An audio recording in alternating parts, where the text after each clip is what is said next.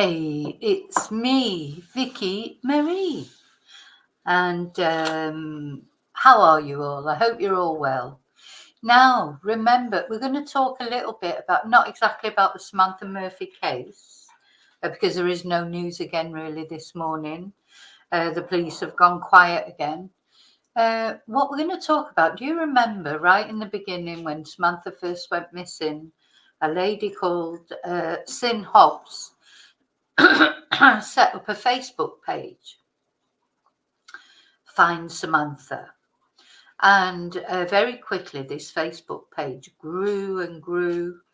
And, before you knew it, she had like 10,000 subscribers or however many she ended up with. And then suddenly, just as quickly as it appeared, it disappeared. And Sin made a statement to say that she felt it had reached its objective, which it clearly hadn't really in a way, because Samantha was still not found. And it disappeared. Overnight she made that statement, she took it down, and that was it. And of course other Facebook groups have sprung up. And there was a lot of discussion as to why she had decided to take that decision.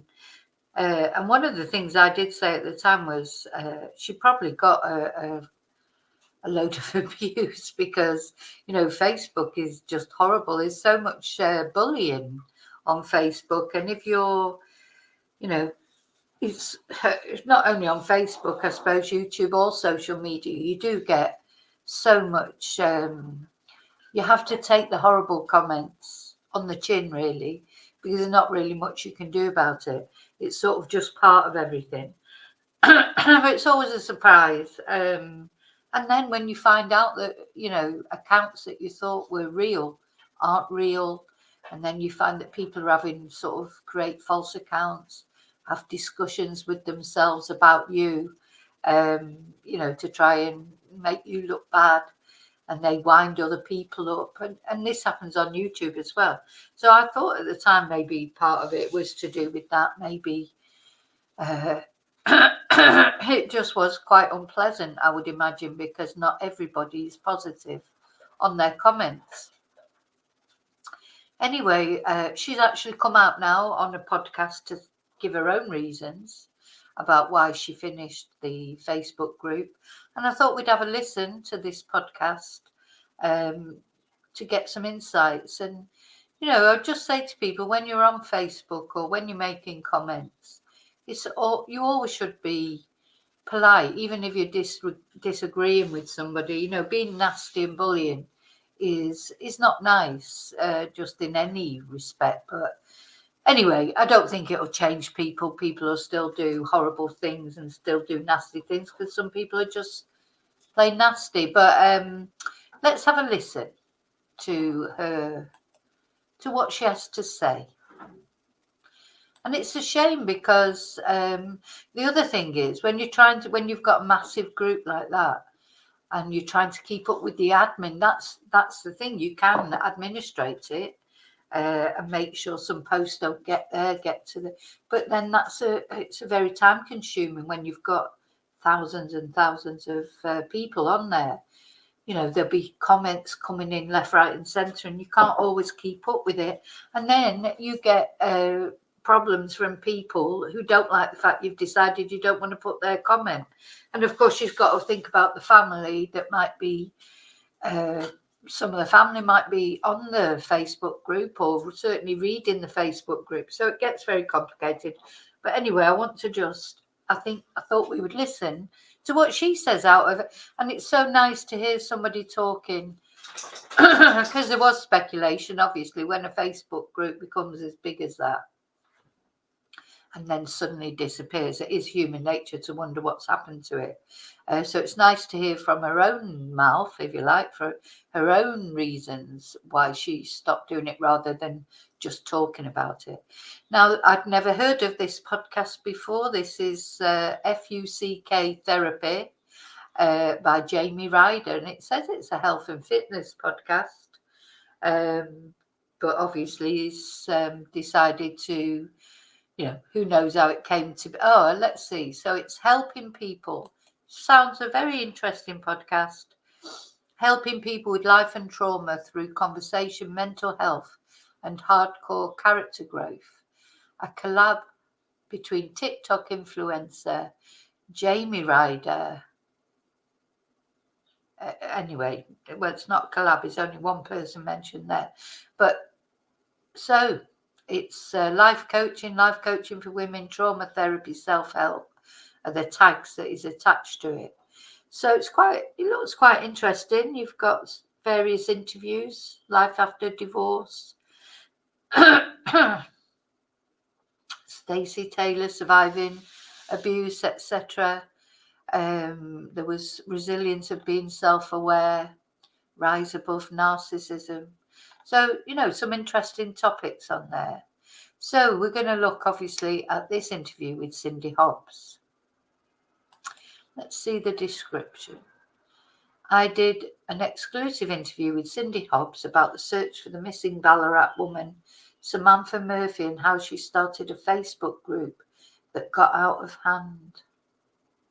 If you have any information or dash cam footage of Eureka Street and Black Hill area of Ballarat, please send them to Crime Stoppers with the title Missing Person, Samantha Murphy. Oh my God. My voice is going already. Okay, and then you've got Jamie's contact details. So please go along. I don't know if this is the sort of thing you follow, or I can't see where you follow it. But anyway, go along and have a listen, give him a support, and let's see what Cynthia. Well, Cindy, welcome to the Fuck Therapy podcast again. Thank you. I'm super pumped, super excited to talk to you. I am too. And yeah, thank you for having me and listening to all my crazy shit over the last week. You are so welcome. Thank you. I feel like I can kind of breathe a little bit. Yeah, absolutely. Yeah. I think a little bit of a backstory for everyone. Like, we've been in contact for a long time now. And just recently you've gone through something quite significant, and you're going to share that with us today. But in that process, like, we reached out to each other, and you made contact, came into one of my lives, and have I got a story for you? And we touched base. And what really impacted me was what was behind all of that. And the fact that, I heard you when I popped into that live, and you said, you've got a story and you've got a background and you've suffered some significant traumas. But you said in that background, you said, I can trust him and he makes me feel safe. Yeah. And that smashed me in the heart. The fact that we've been able to establish that. Yeah. Is incredible. Well, Cindy, welcome to the Fuck Therapy podcast again. Thank you. I'm sorry. I forgot. I went back. Well, Cindy, welcome to the Fuck Therapy podcast again. Thank you. I'm super pumped, super excited to do a real strategic, coordinated effort where we've got volunteers here and here and here. Here, can you please sign in here, take this form and navigate these areas, mark on the map anything that you find. This is what we'd suggest you look at. This is what you don't. If you do come across evidence, please do not go. Here's a process. Any induction process in here? Nope. No induction. Literally go wandering. Thanks a lot. Now, keep in mind, Jamie, Ballarat is a very heavily populated area of very dangerous mine shafts, right? Yes. So we are a gold mining country. Yeah, and absolutely. We are also a town that is very proudly built on the back of athletes as well. Yeah. So we have many joggers. A lot of the joggers are. It is interesting to hear that, isn't it? A bit more about Ballarat, the place itself. I mean, I think it's come over the last few weeks, looking at this case about the gold mines and the history of the gold prospecting, and this now that we're a community of joggers. Why is that? I wonder why are they so prolific?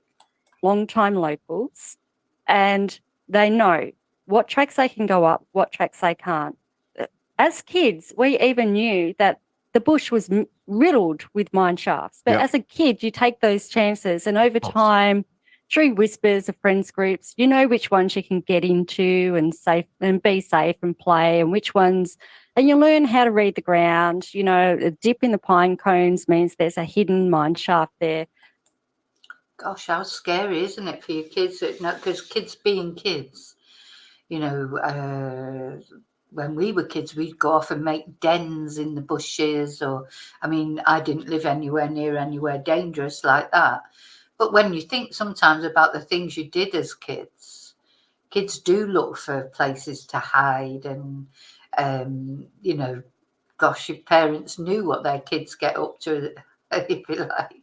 You know, not so much now maybe, because I think children are more, don't go out and play, you know, like they used to. Like we'd just go out and play, and we'd be out all day, and we'd go all sorts of places, and our parents wouldn't know what we'd been doing. You won't come home and tell your parents, oh yeah, we went off to this park and sort of hid in the woods or built a den or whatever. And of course, that's not quite as dangerous as here. You know, where I grew up in Manchester, it wasn't the same as somewhere like this. There were no mine shafts where I was. But it's interesting what she says, that children know about the mine shafts, which ones they can hide in, you know, how to notice where there might be a mine shaft because of the land. And of course, you know, apart from the mine shafts, the thing that you have to worry about there are sort of bitey things, aren't they, like snakes and spiders that can really hurt you. So we know kids will be kids, and they will go off and play. People aren't stupid. Yeah. So there was also a safety element to it as well, because we had people coming down from Melbourne, people that have never walked bush in our local area before. Yeah, great point. Meeting a SES supposed to be leading a public search group, saying, "Oh, just wander anywhere you want to go, just fuck off up there." That's interesting, isn't it? It's an interesting point, because even the Australians that were going to help with this search, a lot of them were from Melbourne, which of course is a whole different kettle of fish.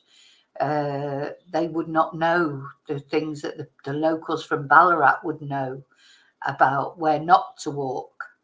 And she's saying there, you know, and the police were very much like that, weren't they? It was, we're not going to tell people that the lady policewoman who was like, before it was taken over from the missing persons department, she said, we're not going to tell people where they can and can't search. But maybe it was lucky that nobody did fall down a mine shaft. But that just makes you think, doesn't it? Makes it even more unlikely that Samantha fell down a mine shaft, because even these grockles, we call them, you know, like foreigners, if you like, or people from outside Ballarat who came in from the city, even they didn't fall down mine shafts. So it's even less likely that Samantha, who knew the area, did. And, you know, if you fall in, I mean, what if these people did fall into a mine shaft? There's no body count for who's searching what area. Yep, like, there's no registration in. There's no induction on the process. That's interesting. So, if somebody did fall down a mine shaft because they didn't register the people coming in, how would they even know that someone was missing?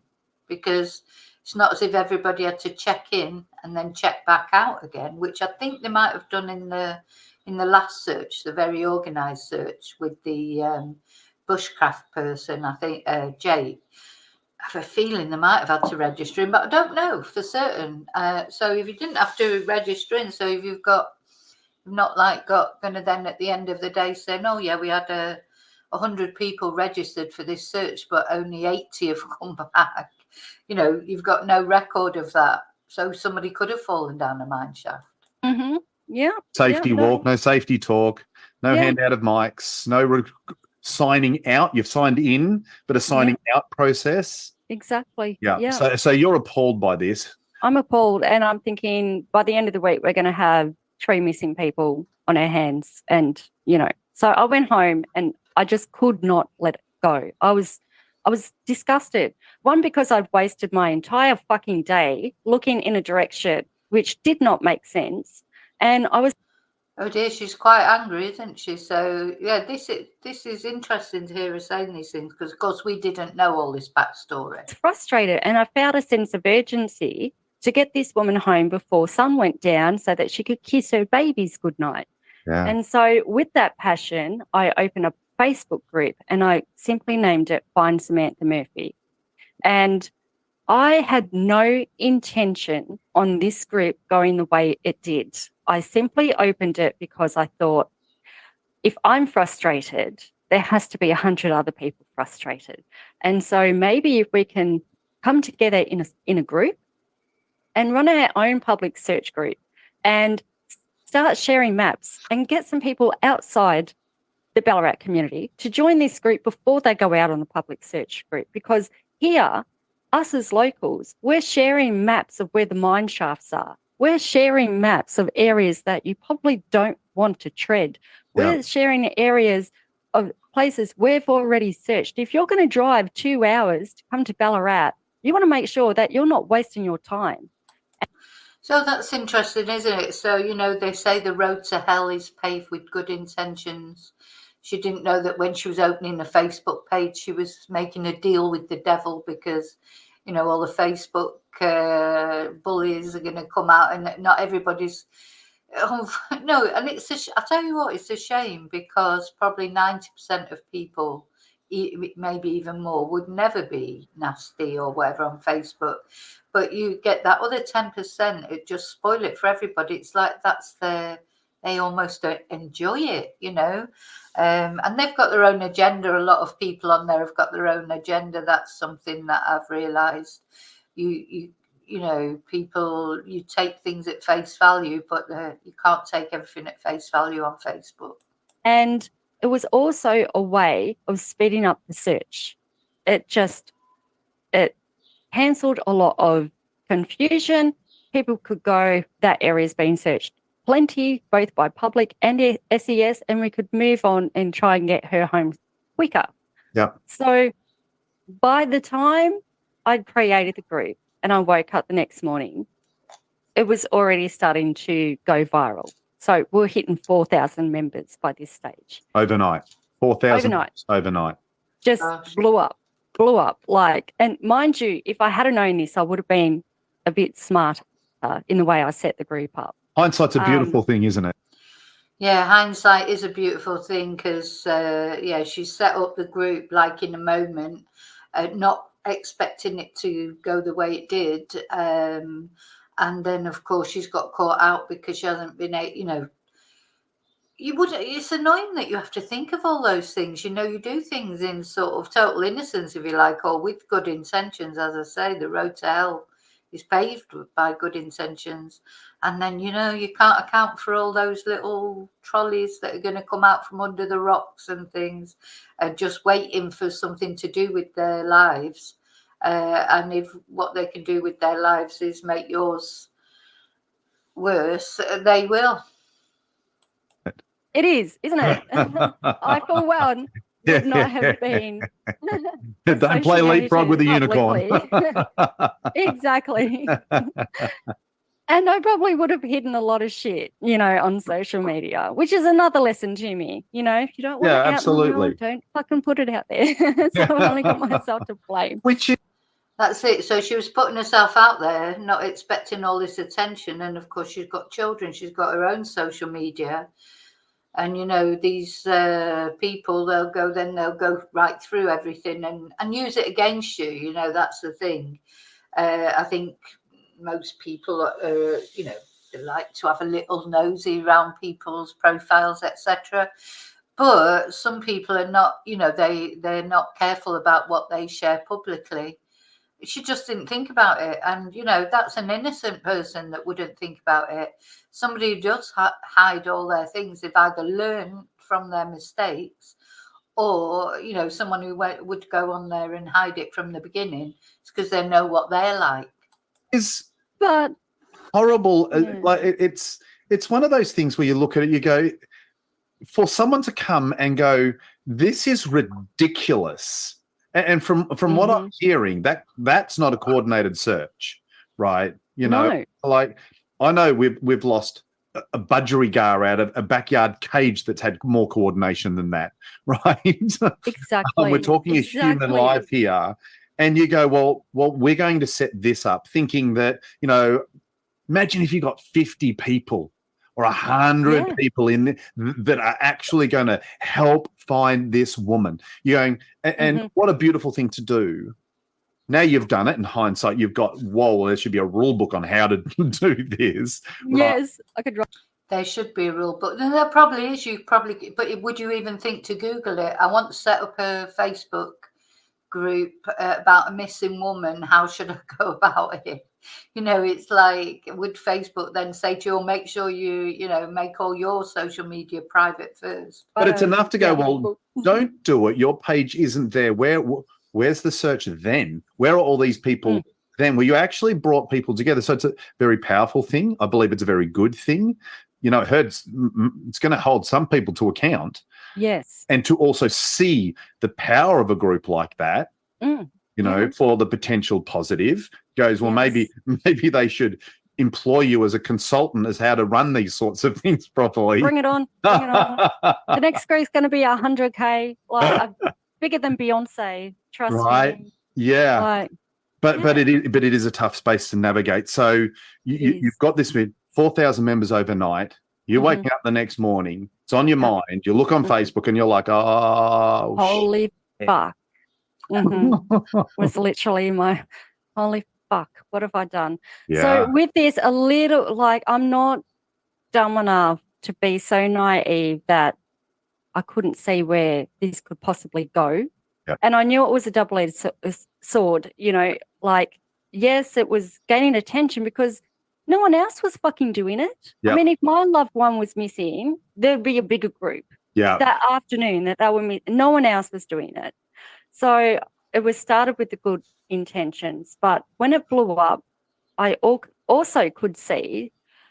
It's interesting that she says that, because often when someone goes missing, then it's the family, isn't it, that set up these Facebook groups or friends, find.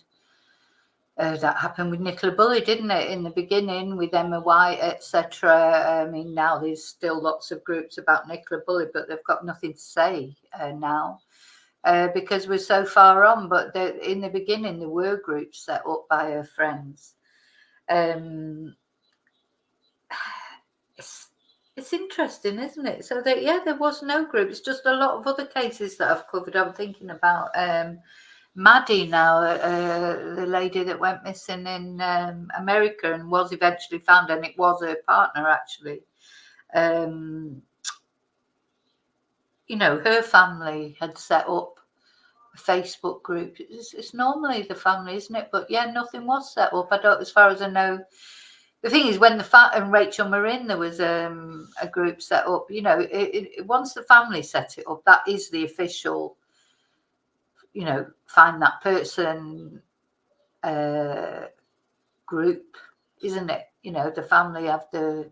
So anyway, I'm just musing over it. Yes, she's right. That she was the first one to set up a Facebook group about it. Now there are a few, but she was the first one to set one up.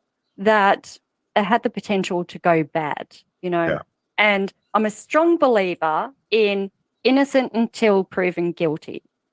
And I knew that with that group come a great deal of responsibility, even at 4,000 members. Yeah. And I wanted to stick true to the group. The group was a public search group. Yes. And that's all it was intended for. Yeah. However, it started to go down a really shit show road when we started hitting international members. And what ended up happening was people were coming in and having their freedom of speech, which I'm all for. But there's a way to do it respectfully. Yes. And they turned the group into a shit show by pointing fingers to close family members and just saying ridiculous stuff that they did not have any evidence to back up what they're saying. And speculation can be dangerous and detrimental. 100%. Yep. Yeah. And it's right, people will speculate. Unfortunately, that it's difficult not to. But there's ways of speculating, but still be respectful. accusations are not good, are they? It's sort of, I think sometimes on social media, and honestly, I've been guilty of it too. I'm not saying I haven't. You sort of almost don't think of it. It's like, because social media, your phone's right there with you and you're at home. I don't think sometimes people realise the implications of what they say, because they're thinking it's like they're at home and they're just sort of making a throwaway comment and not really expecting anyone to sort of latch onto it, etc. But anyway, to cases like this, and I wanted the focus to be on Sam. So I called the police and I said, "Hi, my name is Cindy Hobbs, and I've kind of fucked up a little bit, and like I've made a viral group, and yes, are investigating it, so I hear." And so it come to light that yes, my group had caught the attention of media, but of course it also caught the attention of detectives. that's interesting. But I don't know what she's going to say now, so I haven't listened to this yet. But I'm just wondering, because I think the Facebook groups, the police must monitor them. Of course they must, because they don't know who might end up making a comment. It might be something useful to their inquiry. So yeah, I expect they had been monitoring, seeing what comments were made. Just seems logical in this day and age, isn't it? They could use social media to help their investigation. I mean, I say help, there'll be a lot of drivel they've got to sort of wade their way through at the same time. But you never know, because if somebody, I mean, we didn't know. The thing is, as well, then we didn't know that there was any foul play to Samantha. So now the police are saying that they do believe there was foul play. So it's not all speculation, thinking that there's been foul play. It's speculation, wondering who did this foul play. But at the time, the police would have been, because they probably knew a lot more already even then. And they would have been, you can use social media to your advantage. I know you have to trawl through all the stuff that's not useful. But, social media can be used in a more positive way. It's interesting, isn't it, that the detective were, even at that early stage, they were aware of her group. Keep in mind, detectives are 2 days ahead of the search by this stage, and I'm just a member, none the wiser, of the public. Yeah. And so the first place your head doesn't go to directly, I bet you I've got detectives on the back end of my group. Yeah. So you're just innocently here running a group, knowing that you're getting 2 balls deep, and you kind of like reach out because you're hoping to God that the cops say to you, you should shut it down. Yeah. But instead I'm met with, we're well aware of the group and we're monitoring it, and we're taking as much information as we can from the group. So with that comes a great deal of responsibility for me to keep this group open for as long as they needed. And it was very clear with the police that the minute that the family wanted it shut down or the police wanted it shut down, that group was disappearing because my name was trash. Yeah. Yeah. So, God, so she just got hung, drawn and quartered on that group. I mean, there'll be a lot of people that were grateful for her doing the group, and probably the thing is you get the overwhelming positivity really on social media. You get like probably 95% is positive, certainly 90%. You always do, those negative remarks, comments, they do sting, because they're coming as well from people who don't even know you. So, they're making comments about you, maybe about your family. There's all sorts of things that they might be saying it about. So although, the majority are positive, she probably, when she was going through the comments in a day, would get no problems with most of the comments, but she'd get some really horrible ones. And like she said, her name was trashed. And, she's just a normal person. She's not like, I suppose if you're like, multi-famous, star or whatever, look at someone like Taylor Swift or someone like anyone who's famous all across the world, you have to learn to, I suppose, just suck that up or get somebody else to deal with your social media for you so you never see it.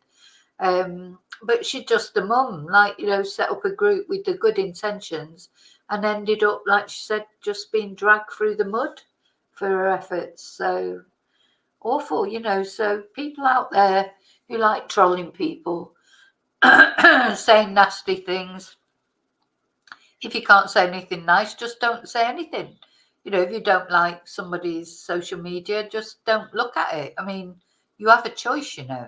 And my children's school was stopped because of my children, my phone number, my business, which was never mentioned at all in the group. I was simply there as a concerned mother looking for somebody. Yeah. But instead, it took a wild turn and turned into a hate campaign.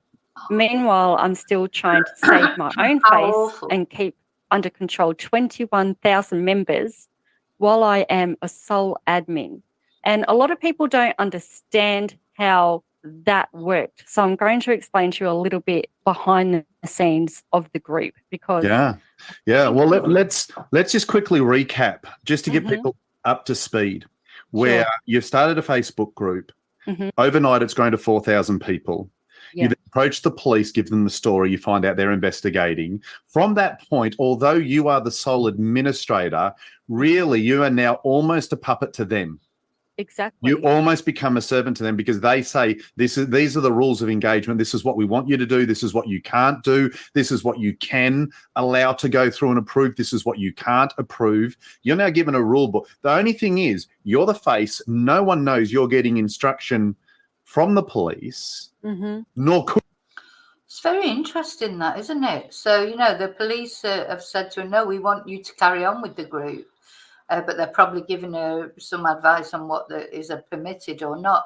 And suddenly she's become in control after just starting up a Facebook group as a concerned mother, like she said, because anyone who's got children, well, you know, that's how we feel now, isn't it? You know, we want Samantha to be brought back one way or another, even if it's bad news.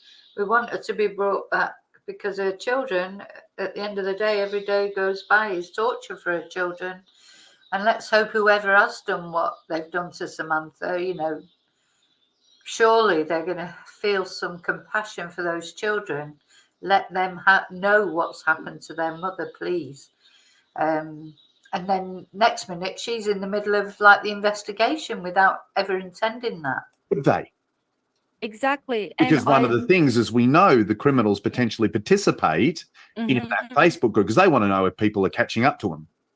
Exactly. And you are now left exposed. And from memory, when you told me this story, it was like 4,000 or 5,000 by the time you got to the police station. By the time you got out of the police station or finished the conversation, it had blown up to 20,000 and then eventually to 30-something thousand followers. It was ridiculous. Globally. Yes. You've got global people putting their opinion. You've got people from out of town putting their opinion. You've got news reporters. You've got a whole lot of people. And I'm sure you'll go into more detail of the different types of people that start coming into that space. So take it from there. Yeah. So I was in, like you said, the difficult position where I had to stay true to the group topic. And because of all the media attention and everyone's feel that they're entitled to their opinion, I was left in a really sticky situation. So by the time this group is growing. Yeah, it is difficult because, yes, like she says, she believes in free speech, as do I. But where does it cross between being offensive? You know, giving your opinion, I think any of you, if you're on my channel and you want to give your opinion, whatever it is, that's fine. But if you attack me or you attack any of the other chatters, you know, that is something that I just, and it takes a lot of grappling about in your head. So normally I let someone have their opinion. Then not, also some people just go on and on and on, and you just think, how many times do you have to say the same thing? So, you know, and then you come to a point where you have to decide, are you going to ban that person? because they may not have even upset me, but they may have upset one of the other chatters. And where does it get to a point where you decide that crosses the line from free speech, to just being sort of deliberately obtuse, or it doesn't even have to be actually swearing at someone, or actually just saying, "No, are you stupid thinking that?" or giving their opinion and then carrying on arguing instead of just letting it go. That, yeah, well, let's agree to differ because I think that and you think that, and that's fine. But they can't give up, so sooner or later so you're constantly in this, not constantly, because to be honest, I don't get that much of that, to be honest. I mean, I've only got 3,000 subscribers, so it's not like having the amount that she ended up with on her Facebook group. But even with them, you're constantly sort of thinking, well, is that crossing the line or isn't it crossing the line? And the trouble is then another chatter will come on, maybe disagree with them, and an argument starts, and you have to decide who's caused this argument, because I don't want people arguing on my channel. I just want people to, maybe I'm like too naive, but I just want people to get on as far as they can. Because when you're on YouTube, or anything like that, like she said, there's international, people coming on there from all over the world. So people are different. You're not going to get everybody on there who all think the same and all have the same opinions. People have different opinions, and then the bigger it gets and the more diverse of the audience that you get, the more different opinions you're going to get.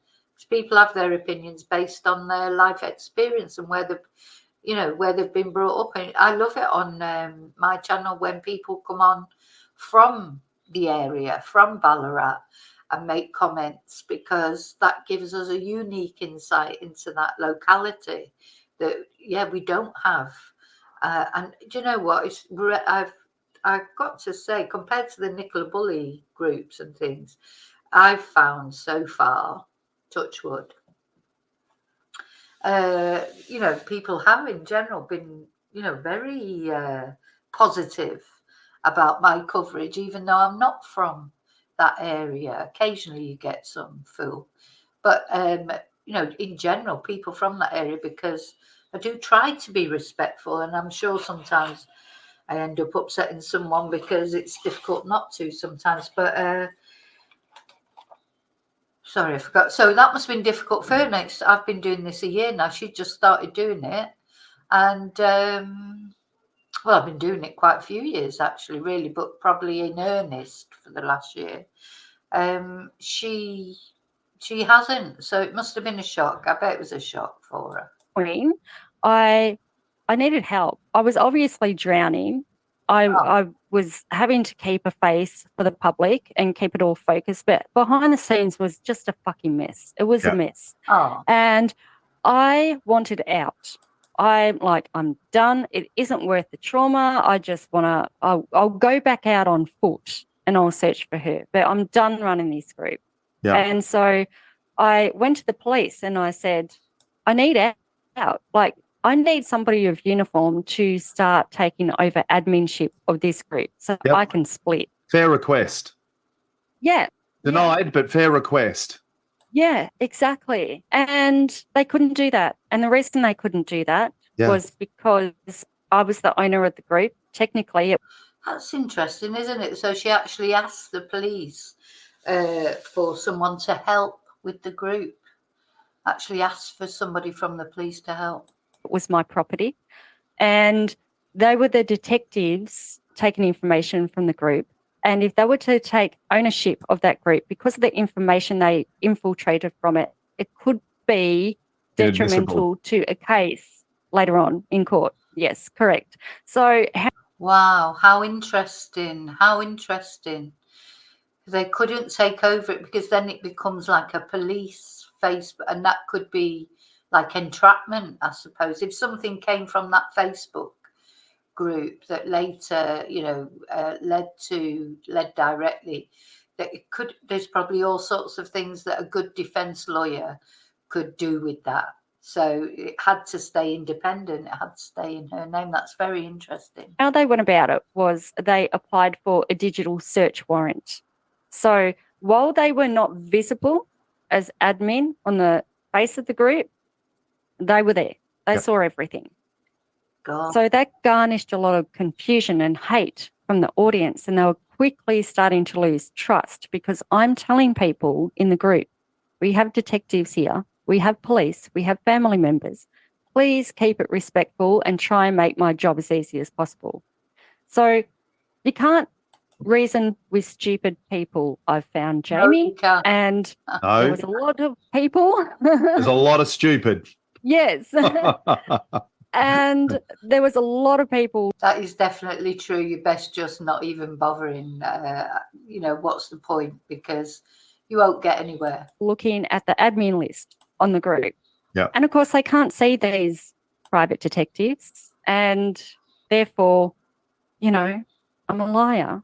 Now, And effectively, just so people can get a grasp of what we're talking about with the hate, like why are people hating you? Because from memory, when we were running through the story the first time, a big chunk of that is because they're trying to put posts up. Yes. Now, if they do something that contradicts your instructions, then you're not able to publish that post. That's correct. So it got and to a therefore point. you're getting accused of filtering information, having bias towards the page. Yes, there was so many different levels of hate and where it come from, and a small group of support. So it really was, it got to the point where I had to get smart for my own legal safety and for everyone else's, and especially for Samantha's integrity. Yeah. I had to start implying some settings on the back end that would filter out some keywords and also bring all comments and posts to me to physically view before I felt as though I was comfortable enough to present them to the public on the page. And that gave the detectives a good opportunity to look at a lot of information that never would have made it to the page anyway, but gave them a lot of information that they could look at and investigate. So there was a lot going on behind the scenes. And a lot of people did. Gosh, this is so interesting. I think she appeared on this program right back at the beginning. I'll look for that for another time for us to look at. It's so interesting to see what was really going on, because, of course, there was all the speculation when it closed down of why it had closed down. And it's so interesting to hear Sin talking in her own words about what happened. It's, gosh, it's brilliant. Thanks to Jamie and Cindy for this, because it's so good to hear, officially what happened instead of the speculation. Didn't understand that, despite me trying to explain it to them. But like I said, you can't reason with stupid. Yep. And then we also had, and as usual, your audience will come to know, I'm a very open-minded person. 100%. And we also had a lot of posts that we couldn't approve because, again, we had this rule: you cannot speculate, because speculation leads to pointing fingers, which leads to a shit fight. And a medium come in, and I personally did not get to see the post itself, but the post was reported to me by so many people, I had no choice but to remove it. It was one of those ones that just snuck through the cracks. Yeah. So we're talking about a psychic medium here. Yes. Yes. So by this stage, the group was so large. Sometimes I'll go through people's reports and go, really? You're going to report her because she called you a Karen? Oh, fuck off. Like, deal with it. Yeah. But it got to the point where it was so large that anything that come in that was reported, I didn't care if it was one person or 10,000, delete. Like, it was the only way I could keep on top of the group. And so this psychic post come in and it was reported and I removed it. And then it broke the fucking internet. News picked up on it and they were following it like a hot. Oh, well, the news would love it, wouldn't they? Bloody controversy on social media. They would just love that. So this was, I don't know if she's going to go on and talk about this post. I didn't see this post. She says by a psychic medium. And, the thing is, psychics I've got a lot of respect for psychic mediums. I have a totally open mind about it. But, you know, they're not facts, you know, sorry, with the best will in the world. A psychic does a read, it's not something that the police can take to court, you know, or, you know, arrest someone on the basis of. And, you know, they can be upsetting, like for the family. Whatever. It's just like that dream that I had that I've only just put on my members, because now the police are saying that Samantha came to foul play. So I don't feel like I'm surprising anybody by talking about the dream, though I've still only put it on members because I don't want it going public like 2,000-3,000 people. But because it is only a dream. But on the time when I had the dream weeks ago, I didn't even put it on there because they weren't saying that. Samantha was still missing them. We still had hope that she was going to be found alive, you know, and that hope sort of diminished now just because of what the police said. You know, officially the police have said that. So, you know, I can see in the early days having psychics, you know, casting aspersions as to what might have happened to Samantha, whether they were even true or accurate, maybe proved true or accurate in the future, probably would have been a bit of a touch paper, if you like, to irritate a lot of people. Cake. And what ended up happening was I was so sick and tired of the mental stress of the abuse of people not wanting to have their say. And I used the psychic as an example. And I put up a sarcastic comment that read something along the lines of, please no more psychic posts. If you were actually psychic, you would see this block and delete come in. Now, let's just get on with finding Samantha. And that post right there was screenshot and straight to the media. And then the shit show just went fucking downhill from there, Jamie. Oh yeah, you can't make any sarcastic comments because a lot of people don't understand sarcasm, satire, or whatever. They just like jump on it. You know, it's just like, oh, okay then. I tell you, oh my God. So we'll get to that part, but when the group got to a stage where obviously it had to come to a close, I couldn't keep being the public voice and they couldn't legally take it over. Yeah. So I come to an agreement that once that public search board out the front of the police station was taken away, technically the public search was cancelled. It was over. The frustrating thing about it was that the public were getting confused because every time the media were questioned about whether the public search was still going ahead, they didn't encourage anyone to stop searching, but they didn't tell them to either. So it was kind of like, you know, do it if you want to, but, you know, they couldn't admit that the search party was over, and that was frustrating. And so we come to...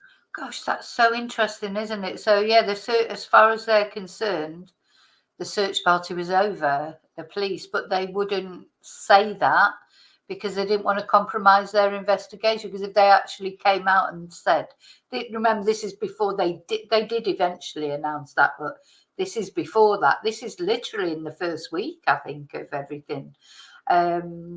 So, gosh, what position for her to be in, you know? She's just a mum who set up this this Facebook page, and it's all just gone crackers. The agreement with the group that once this search board goes down, the group will go down, because my group was a public search group, and for all intent and purposes, once the public search is called off, there is no need for me to hang on to that stress anymore. Yeah. So we had this discussion on the Friday before the group was closed down, and they said to me that they had to go ahead with detectives and make sure that they were happy for that to happen. Obviously, there's stuff they need to download and all of that sort of thing. And then on the Monday morning, I got the call from the detective to tell me that I could shut it down. And so I said my last thank you to the group and wish everyone well in finding.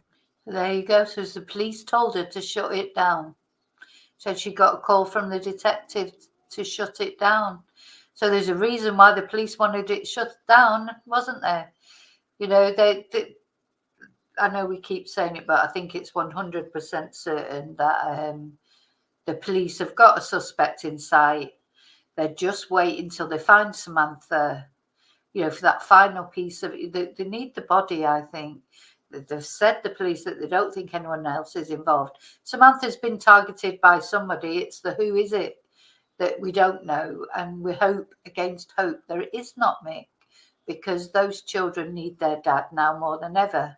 So it'll come out in the wash, but it's so interesting to hear this. So again, thank you for doing this podcast, because it sort of clears up so many questions. Samantha and the group was promptly closed. And then I broke the fucking internet again.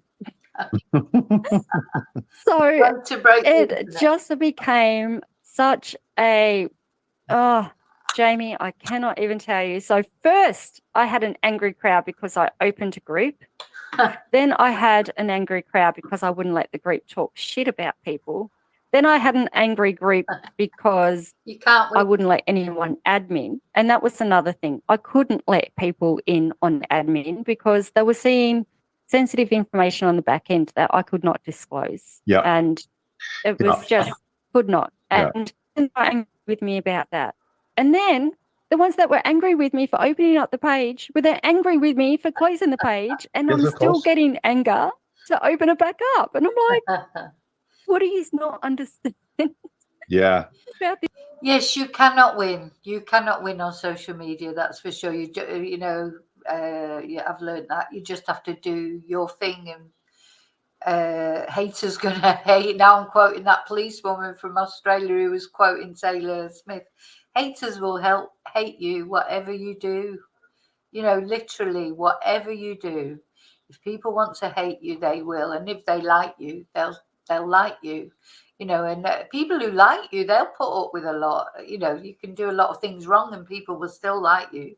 So I think as long as you're your own person, you know, as long as people sense that you're being honest, people will still like you, even if they don't agree with what you're saying.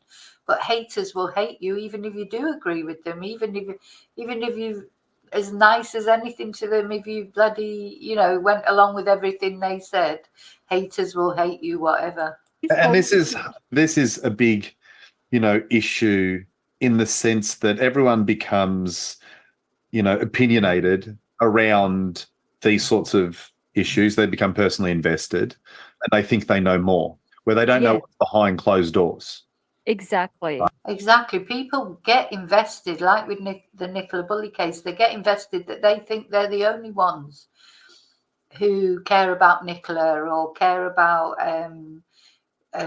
you know, they think their opinion of what happened, although it's rarely based on facts because we don't have many facts, but they're right and you're wrong, and your opinion on this person is wrong and they're right. And they won't just accept, well, you know, because sometimes you can, you know, I could meet someone tomorrow with other people and I might say, oh yeah, they're lovely. And those other people might say, well, actually, we don't like them. Or, you know, this is what I mean. We all have our personalities and we all have our feelings towards situations and people. And, you know, being an adult is not to descend into bullying someone else, but is to, you know, just accept, you know, if you don't agree with what someone says, just scroll past it, as long as it, as I say, it's not actually derogatory. And in these sort of cases, which how can I say it? It's a sign of caring, if you like. When people get invested in missing people like Samantha or Nicola, it is because they care about the truth of what happened to them in their own way. But why they do that, but seem to feel that they can, you know, I've seen some of the people that have bullied me on social media, said horrible things about me. You go on their page and they've got like their profile picture is be kind or something like that, you know, and you just think, well, you know, they're not kind. And it's like, be kind to everyone except someone I say you don't have to be kind to. Just People are funny. They don't know behind closed doors. Effectively, you've got a woman that had zero connection to Samantha. Her intuition was screaming at her, and we'll discover that a little bit, as we delve into it. And you've just put a group in desperation going, this search group is a joke. I'm going to create my own public search group. Without knowing where this is going to go. You're just a mum, with an intuition going off its rocker saying, I want to find this woman, bring her back to her kids. And it's gone mental. Now, not many people understand what it's like to monitor a small social media group. Like, I've run 30-day challenges and so forth, and I might only have 200 participants in that 30-day challenge, and it can be a lot of work on days with 200 people putting questions in it. Once you start talking thousands, like my social media pages, you're going, I don't even have the time in the day to read all the comments. I would love to, but you can't sit there and read 2,000 messages, right? And then when you have 20,000 people coming in.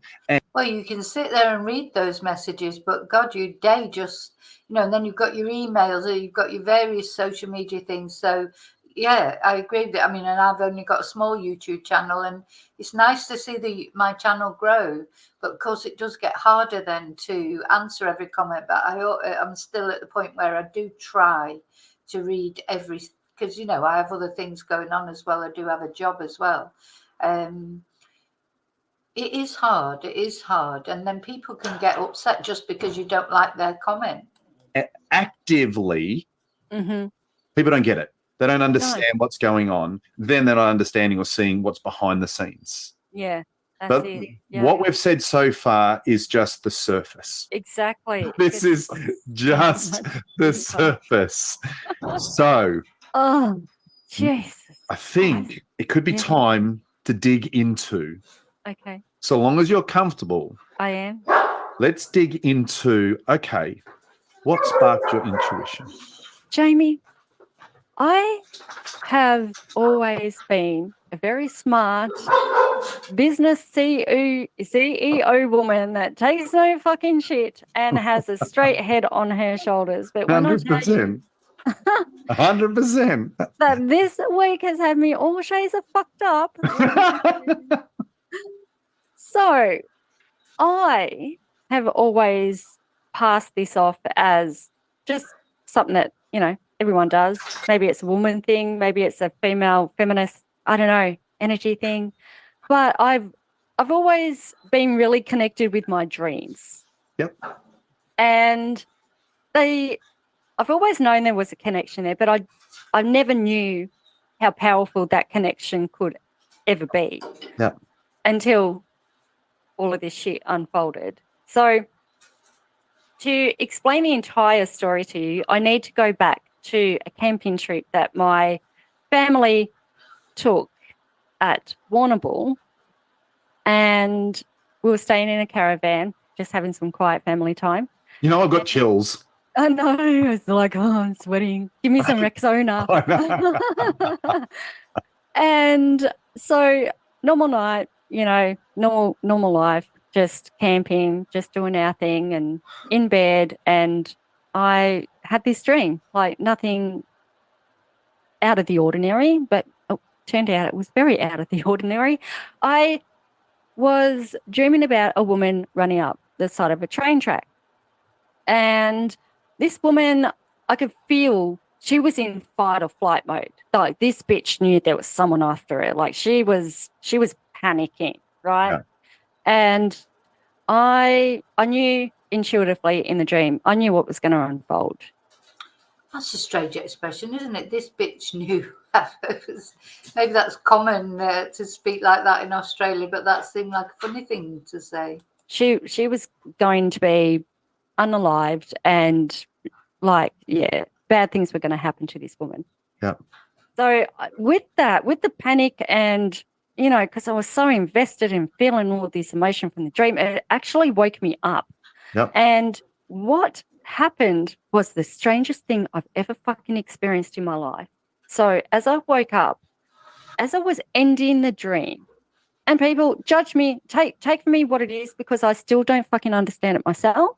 But take me with a wait, just and just like I'll admit myself to the nut house. Like I will sign myself in if I am wrong. But I woke up and this dream kind of like morphed into my new awake state. So I start hearing footprints or footsteps of somebody walking in gravel, which I thought to myself, it sounds like someone walking like along the train track behind this woman. And then I hear this screaming, like, stop it, get off me, somebody help me. This woman was losing it. And it was coming from the direction of the train track, which is sort of where we were camping. And my husband woke up because, I woke up with a fright and he's looking at me and he's like, what's going on? I'm like, shh, stop. And I'm like listening intently and I could hear her screaming. I'm pulling my pants on. I am like dressing gown upside down. I don't fucking care. Where's my shoes? I'm going looking. There's a woman up at the train tracks and she's in trouble and someone, doing bad things to her. But the weirdest thing was my husband could not hear a word. He is looking at me like I am a Fruit Loop. Yep. And I just had this moment of like, what the fuck? And so I just kind of like shrugged it off and went back to bed. And I So hang on, bring me back a little bit. So she's talking about dreams. That's interesting. I mean, I do think you can make a connection in your dreams to some other, nobody really understands about dreams, do they? And where we go. I've had a few sort of strange dreams, and not a lot of my chatterati and that have sent me emails and told me about their dreams and things. And there's a few of us that have had dreams that seem very vivid, seem very real, but they are only dreams. I mean, again, it's like with psychics, etc., you can't go to court and take someone to court and say, oh, well, he did it because I had this dream about it, but it's interesting hearing her talk about this. So there she was, she's hearing something and her husband could not hear it. So to her, it was vivid and real, but her husband did not hear it. He's sort of grabbed your attention a bit, which has sort of brought you back into the now. Yeah. And you're like, oh, okay, I'm here. I'm camping. I'm next to, I'm, oh shit. And then you're realizing, no, I can't hear anything. Yeah. Yeah. Yeah. So I'm in an awake state. Yeah. And my husband's asking me, why are you, what's going on? Because I'm bolt up in bed. Yeah. And I'm like listening, like I'm primal tuned in. And he's like, Mama Bear's here. Yeah. And he's like, what's going on? I'm like, shh. And I'm like listening. I'm like, you can't hear that? It's like, no. I'm like, what the fuck? And I'm pulling my shit on and I'm going to find this woman. Only he could not hear it. And so then I'm left like questioning myself, like, did I have too much gin last night? Like, what the hell? Like, what the hell is? So it was just one of those things that it felt really uneasy, but maybe I just needed to go back to sleep and process it all in the morning. Yeah. And me, like, I woke up the next morning and my husband and I kind of like had a moment of like, what the fuck happened last night? Like, did you hear that? And we kind of like recapped over what just went down. And I'm like, I said to him just loosely, and I regret my choice of words now. I said to him, wouldn't it be funny if, because it's not fucking funny. Of course. Of course. But you're not talking about it being funny, the incident. You're talking the irony would be funny. Yes, exactly. Yes.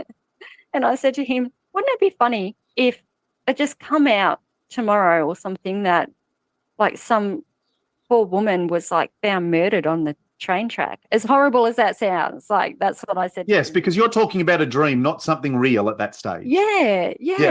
I'm like, what? Like, I don't understand it. Yeah. Well, the next fucking morning, Jamie, and I have the screenshot of the article to prove it because it has since disappeared from the internet. Like, explain that to me.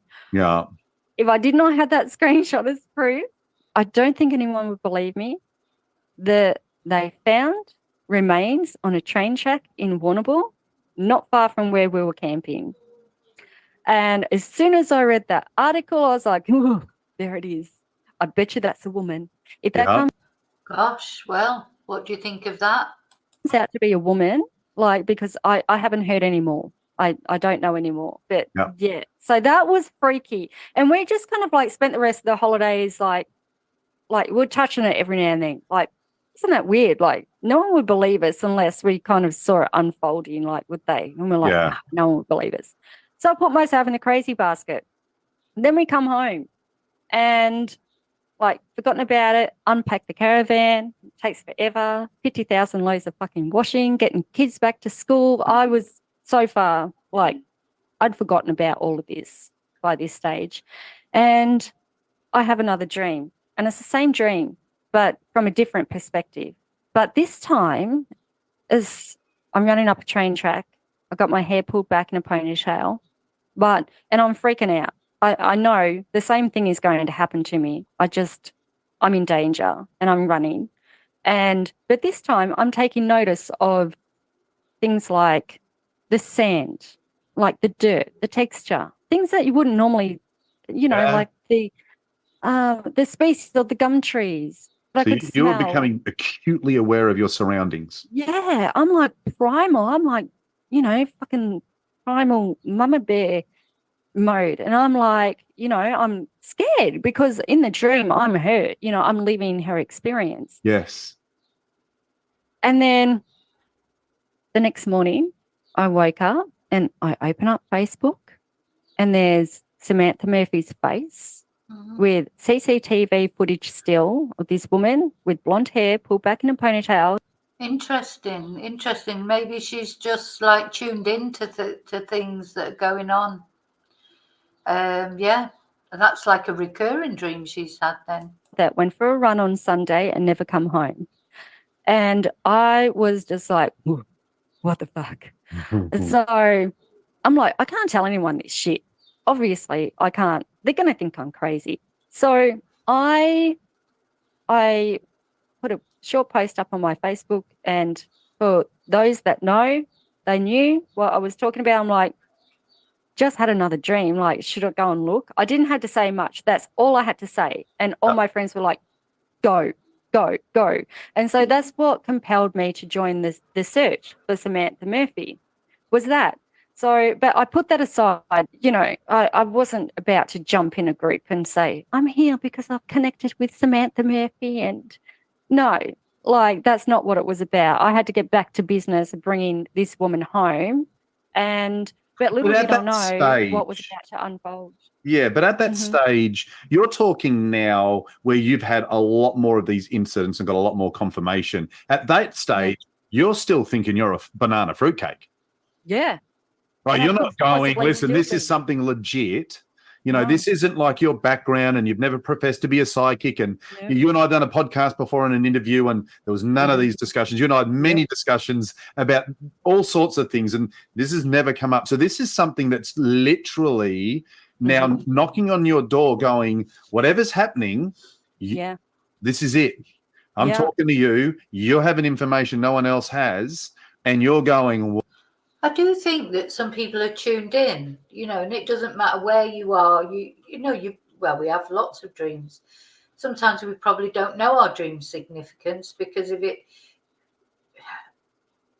Right, this is my theory, and it's maybe it's a bit profound for a Friday morning, but I think when someone departs this earth, like their soul departs, if you like, they're sort of a friend of mine who is sort of psychic.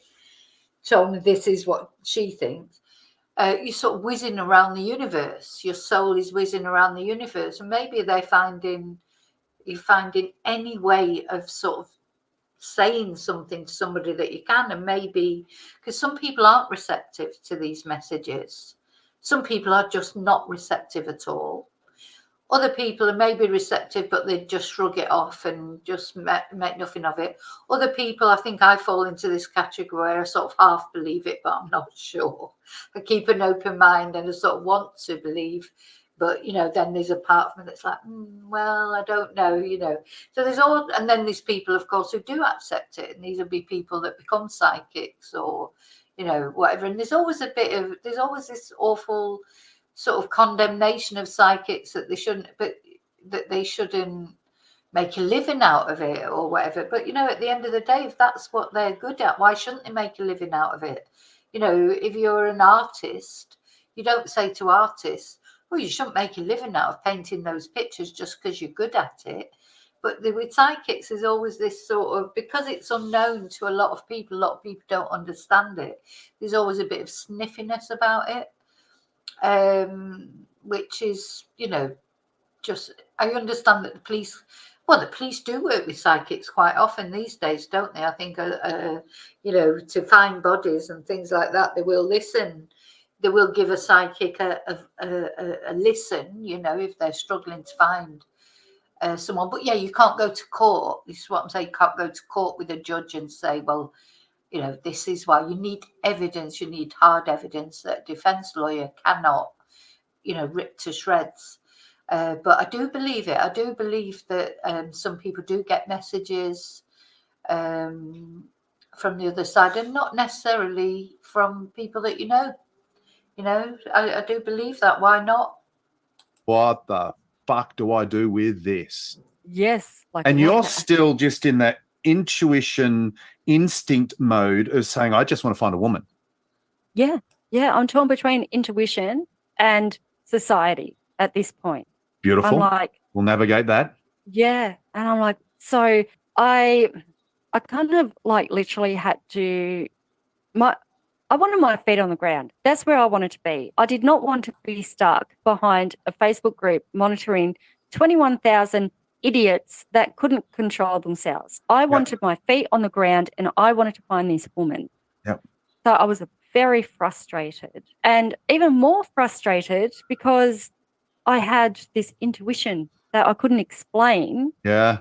That I had to hide behind everything. And it wasn't until this whole Facebook group has disappeared and I've had a few days to unpick everything. I'm like, fuck, like, how long have I been ignoring my own truth? Yeah. Now, it's probably unfortunate that she referred to the followers on the Facebook group as idiots, because of course they're not all idiots. So I think this, I've noticed on the other Facebook groups now, some people are, attacking her for this podcast. But, she's chatting to this guy. She obviously feels comfortable with him, and she's just talking as if she was talking at home, but probably with retrospect, she probably should not have referred to them as idiots. But anyway, she did. And I think we have to look beyond that a bit, in the fact she's relaxed talking to these guys if they're just chatting in the kitchen at home, and she's not thinking that how it might sound to other people. But yeah, because not everybody on that group obviously were idiots. I'm sure there was a few idiots, but we can't call them that, can we? How long? Like, it took this to slap me in the fucking face to tell me to wake up.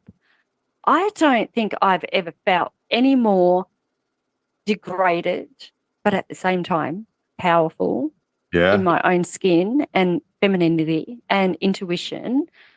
And I'm just going to burn the fucking world down, Jamie, at the end of the day. I'm going to burn it to the ground. Well, it's absolutely like it's lit a passion. Well, she's a strong woman. Sometimes people don't like the way strong women talk. Sometimes men can get away with saying things the way she said, saying things better than women can. But anyway, to me, she comes over as very honest, but sometimes you can be too honest, and people don't like that. Passion in you to now. You already had a passion to, because of your background and so forth, to empower women. To nothing pains you more than to see a woman that's trapped in their soul, seeing less value in themselves than their true value, to diminish themselves to the will of abusive men, and that kills you, right? That rots you from the inside. And to free these people and empower them and to empathize at a level where you go, I get it, I'm hearing you, you're not alone. To lift them is something that's in you anyway. Yet now you've got this passion to go, you've got this new connection to intuition, this new connection to go, hang on a minute. And you keep saying, your femininity, which is interesting because it's not something that you said so much in our last discussions, yet you're recognizing the power of woman, which I think is just incredible and a message that needs to be shared. Yeah. I think what it comes down to, as strange as it sounds, I've made friends with anger. Anger is power. Yeah. And I've spent my entire life blaming anger for my trauma and blaming trauma for my anger, and a vicious cycle when you can actually it's just energy. We're all energy. Everything is energy. And I've learned that, and it's taken this whole entire experience to actually realize that there's more to us than just like robots. 100%. 100%. But your dreams were just the beginning. Yeah. The dreams were just the beginning, because then you started going, hang on a minute, and started trusting it. Run us what that look like. So I had a friend, a dear friend of mine, known her for years. We went to uni together, and she has always, she knows who I am, and she's a lovely friend. She's always believed in me. I've predicted both of her pregnancies, although like maybe that makes sense to some sort of degree now, but back then it was just a weird thing I did. Yeah. I knew she was pregnant. I'd ring her up and go pee on a stick and she'd be pregnant. Yeah. And so she has been trying to make me listen to myself a lot more over the last few years. And I just haven't got time for that. Like a sense of, I don't know, almost fear of like, if you start going down that rabbit hole, what do you open up? And part of, I'm Catholic, like, the church will catch on fire next Sunday. And also a little bit of spiritual curiosity as well. So she encouraged it. And she's like, Cindy, like, I am telling you, you are onto something. Do not give up. As hard as these bullies are, you're here for a reason. And I know no one's going to believe your dream.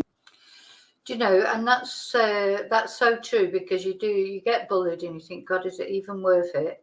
And then, of course, what I get with my channel, get so many lovely messages. And emails and people saying, oh, thank you so much for your channel, and it's brought us all together, like from my Chatterati and that.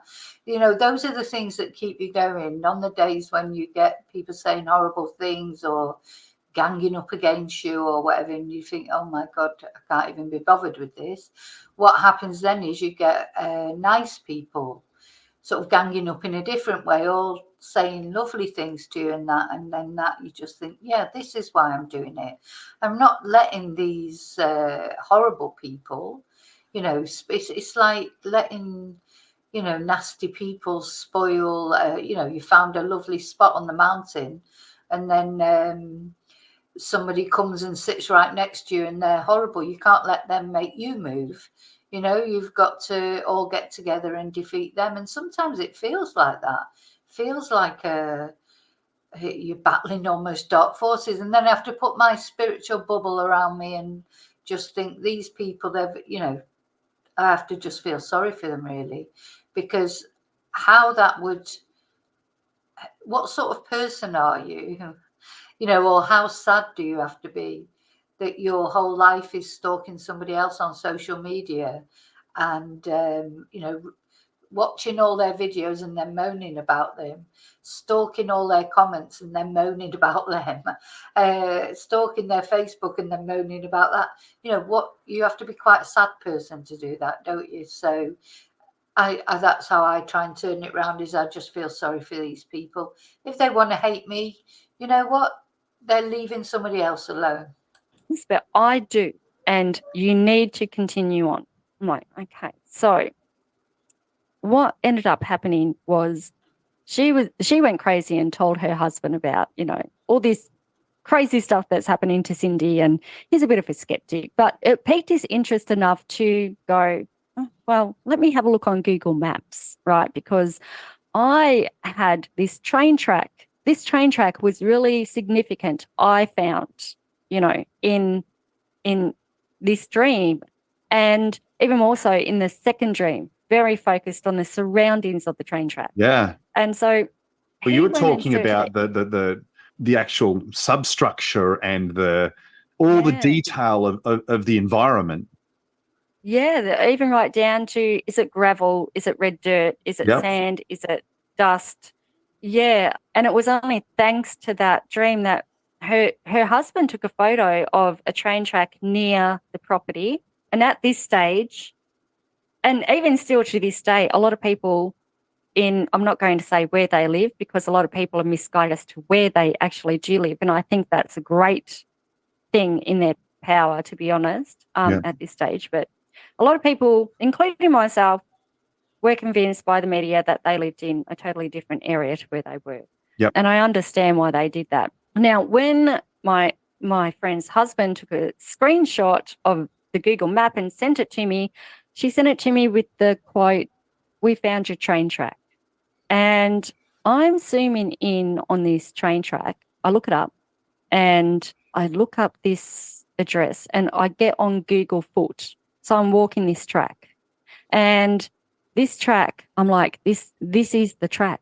This is the track I dreamt of. I can tell because of the sand, the bank, the gum trees, like this is it. Yeah. And I instinctively knew this was it. But further on down the map was a cluster of houses that didn't make sense to me. I was like, I feel so close, but yet so far. Like I just couldn't make it make sense. And I was ready to give up by this stage, but if it wasn't for my friend to just keep pushing me and pushing me, I entertained it because she was a good distraction at the time. I had a lot of shit going on, Yeah. And so it was kind of nice. I'd entertain anything. Even, want to talk about Sunday school? Let's talk about it. Like anything about trolls. And so I started entertaining it. And then she said to me, because we had a psychic come into the group at one stage, and I kicked this psychic out, like I explained earlier. Speculation leads to finger pointing, leads to, a shit show at the end of the day. Yep. And so I knew I'd pissed this psychic off. Like she'd gone in there with the best intentions, just like I had in starting the group. She's come, she's like, "Hi, I don't want to sound like one of those people, but I've drawn something and it could be significant." And I deleted her. And not only did I delete her, but because I'm a petty bitch, which I am not too ashamed to admit, I then continued to take the piss out of her in front of 20,000 people, which made it to the media. Yeah. So I knew this woman was pissed. Like, I don't blame her. Yeah, that probably wasn't a good idea, Cindy, to take the mickey out of her in front. And but there you go. At least you're being honest and you're talking about it and saying what you did. But yeah, some people won't like that, of course. I'd be pissed at me too. Yeah. Which then sort of like there was two groups of people that were pissed off. There were the ones that I blocked and wouldn't allow to have freedom of speech. The thing is, the way Cindy is talking, it's divisive. So some people will love her honesty and love the fact she's just saying it as it is. It's a bit like Katie Hopkins, isn't it? So some people, if you can rise above, as you know, I quite like some of the things that the one thing I do like about Katie Hopkins is she says it as it is. But sometimes some of the things she says, it's like, that's not a nice thing to say. But you know what? She's just her. So it's not up to me to tell her what to think, do, or say.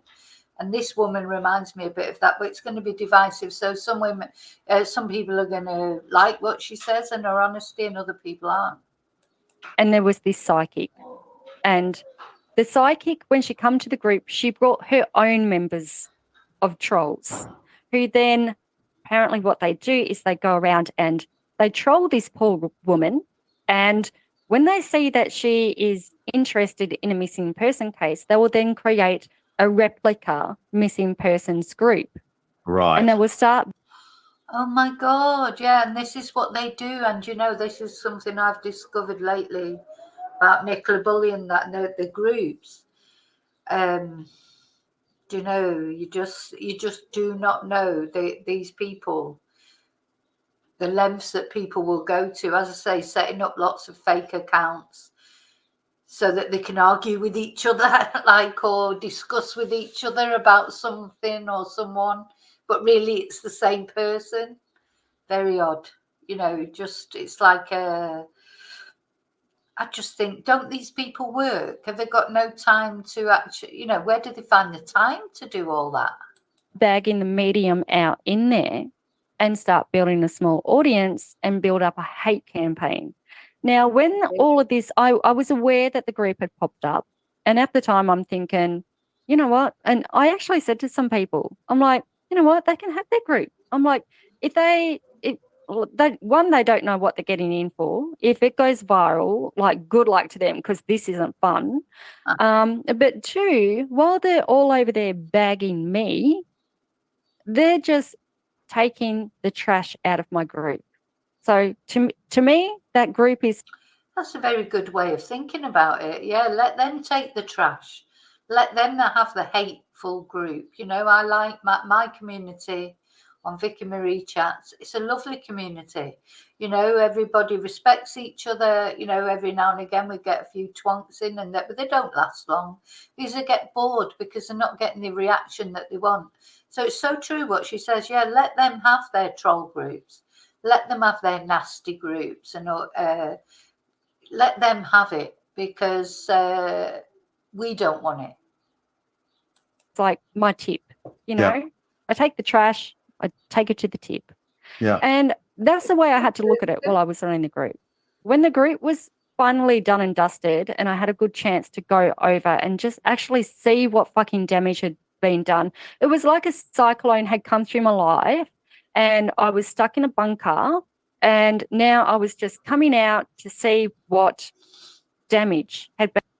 Yeah, now, and also since I've started really going into the YouTube and everything, you understand how children with internet bullying and that, how awful it is, because when I was young, and of course everybody gets bullied at school. I do believe that one way or another people get bullied, some to more extent than others, and some people deal with it in different ways.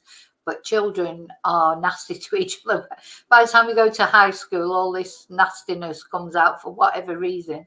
Not all children are, but there are a lot of nasty teenagers who, in my opinion, they grow up to be nasty adults, and they're probably now on all these horrible Facebook groups, etc. But I forgot what I was going to... Oh, yeah, so you can see when I was at school, yeah, you might get bullied at school, but then you got home and you left those bullies behind at least. But now you don't. You take them home with you in your phone, because they do the internet bullying now, don't they? So it's like, and you're in your house, in your home, in your bedroom, in what's supposed to be your safe place, and you're getting these messages through. And that's what it's like when trolls sort of say nasty things, because the phone is right there with you. It feels like they're in the room with you. It's horrible. It's a horrible feeling. And you really do have to step back from it. And I think a lot of young people have learned how to step back from it.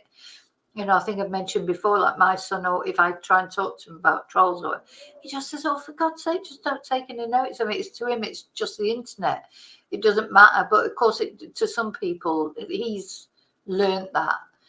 But some people can't learn that. Some people can't step back from it, and it hurts. And I really feel for young people that then, if they're experiencing bullying for whatever reason, that then they have to take it home with them. It's awful. So yeah, they're definitely... I mean, I don't know, maybe there are any of you who've got young children at school now, maybe know. Do your children get tutored, if you like, on how to deal with internet bullying, etc.? I think it's necessary, how to deal with trolls, and that they should have a bloody YouTube school as well, like how to deal with trolls. Well, they sort of do, because you can Google it, but it's something, it just takes you aback. And as I say, I've been doing YouTube a long time, but mainly with my Spanish classes. First of all, don't really get the sort of you do get a little bit of trolling. You do get a little bit, but it's nothing significant, and nothing like trying to do a true crime channel. That's where you get the most. A Nicola Bully case, you get the very most. Been done to my personal life, my business, everything. And there was a shit show of destruction left behind. And with this, I went looking at this group because I'm angry. I'm fucking angry because I am taking someone to court. Someone has doxed my children. Someone has shared pictures of my children. Somebody has ruined my business. I'm angry, you know. Now, first of all, I was angry for Sam. Now I'm angry for both of us, you know, because this isn't the way it was meant to go. Yeah. So we had Mama Bear, and now we've got pissed off Mama Bear. Yeah, she's raging. She's pissed. And yes, and very underestimated. Yes. And which is my superpower. And so I went over for a sticky beat. So I'm like, you know, someone's going to court today, do-da. And I'm like, you know, screenshot and shit. And I'm like, this is weird. Like, and I actually said to my friend, I'm like, this is weird. Something's up. That, like, I understand that they're over there in this help find Samantha Murphy group, which was a replica of mine. Yep. Bagging me because there's a lot of people pissed off over in that group, and they can be pissed off. I'll explain it later. And if they forgive me, whatever. But I don't understand why they're bullying this medium. Like, I understand me, but why her and me together? Yes. So I went digging. Okay. Now, this is where it gets fucking interesting. So I go to TikTok and I look up Rochelle Medium. And oh, it's Rochelle they're talking about. Yeah, Rochelle does take a lot of bullying. There's a whole band of trolls out after Rochelle, and but you know, I suppose there is for a lot of, mainly for women. Unfortunately, I do think, and often it is other women, which is a bit awful to say, but it's quite often women being nasty about other women, which just always surprises me. And women who, you know, make out that they're in favour of women's rights and everything, and then, what should we do? Let's bully Rochelle. I have already had a conversation with her this morning, and she's more than comfortable for me to speak my truth, because this woman has been disgustingly treated, and I am just experiencing a small snippet of what this poor woman has put up with for 3 years. Yeah. And it's horrendous. I went, and I like to be a sensible person and give everybody a chance. So I head over to TikTok and I'm watching one of her lives from the outside. And I'm listening, because by this stage, everything is screaming to me to stop being a bitch, Cindy, and just be open-minded. Just go with it. What's the worst that can happen? And I'm taking notice of what this psychic is saying. And she's looking for things. You know, she's drawing a map and she's drawing, you know, a triangle and 3 trees and a ribbon tied around it and fork in the road and and I'm watching as she public search group going, like they're live on TikTok. She's got people on the ground looking, and they're looking for these signs. And I'm looking at the search area. I got chills again. Yeah, it's freaking. And I'm like, they're looking in the wrong area. And I'm like, so I messaged my friend and I'm like, something tells me that this psyche fucking onto something, but she's being led to the wrong area. And so I swallowed my pride and I sent her a message on TikTok. I'm like, what a woman. What a woman. And I'm like, I know I'm the last bitch. Gosh, this is so interesting. I need to, because I try not, no offense to psychics, as I say, but I do try not to watch because I don't want to get drawn into a thing of where, because when I present things on my YouTube channel, I try to be factual, because otherwise you get all this stick, from And not only that, I don't, in case the family's watching or friends are watching, you know, I quite certainly acquaintances of Samantha's have commented on my channel, so I'm aware. And not only with the Samantha case, with other cases, people have come in and comment, and they've actually got personal relationship to the person that I'm talking about. So I've got to be careful, because if you, right, Rochelle is a psychic. Another one is Trisha, of course, and she's a member on my channel, and I've got a lot of respect for Trisha. And you know what? People will go on these their channels, and if they like them, and they find it's a different matter when you go on there as a private person, if you like, to watch the channel, than for me going on if I'm looking for information for my YouTube channel about it. I can't. I feel my channel is not a psychic channel, so I don't feel that I can put things on, that psychics have said, like, so, well, such and such said this or such and such said that. Maybe later, when we know what's happened, that's different, going back and saying, oh, well, look, Rochelle was right or Trisha was right, they said this, but at the moment, until we know for sure, I don't feel that I can do that. But I think it's great that they're doing that, and people are going on and following it, and things do come out of this. And it's great her saying this as well. And she'll get a lot of stick for that. You get stick for what, doesn't matter what you do, you're always going to get stick. But for as far as psychics are concerned, like Trisha and Rochelle, they've got their supporters, and good for them, good for their supporters. What I just do not understand how anyone thinks they've got the right to tell other people what they should watch. And these people, they'll be like the first people to shout, free speech, free speech. They won't like you removing their comment or banning them off your channel. But they're the first ones going on telling other people what they should watch, what they should spend the money on. And just leave people to do what they want to do. It's like, who are you? Who are you? The thought police. You want to hear from right now, but here's my phone number. Can we talk?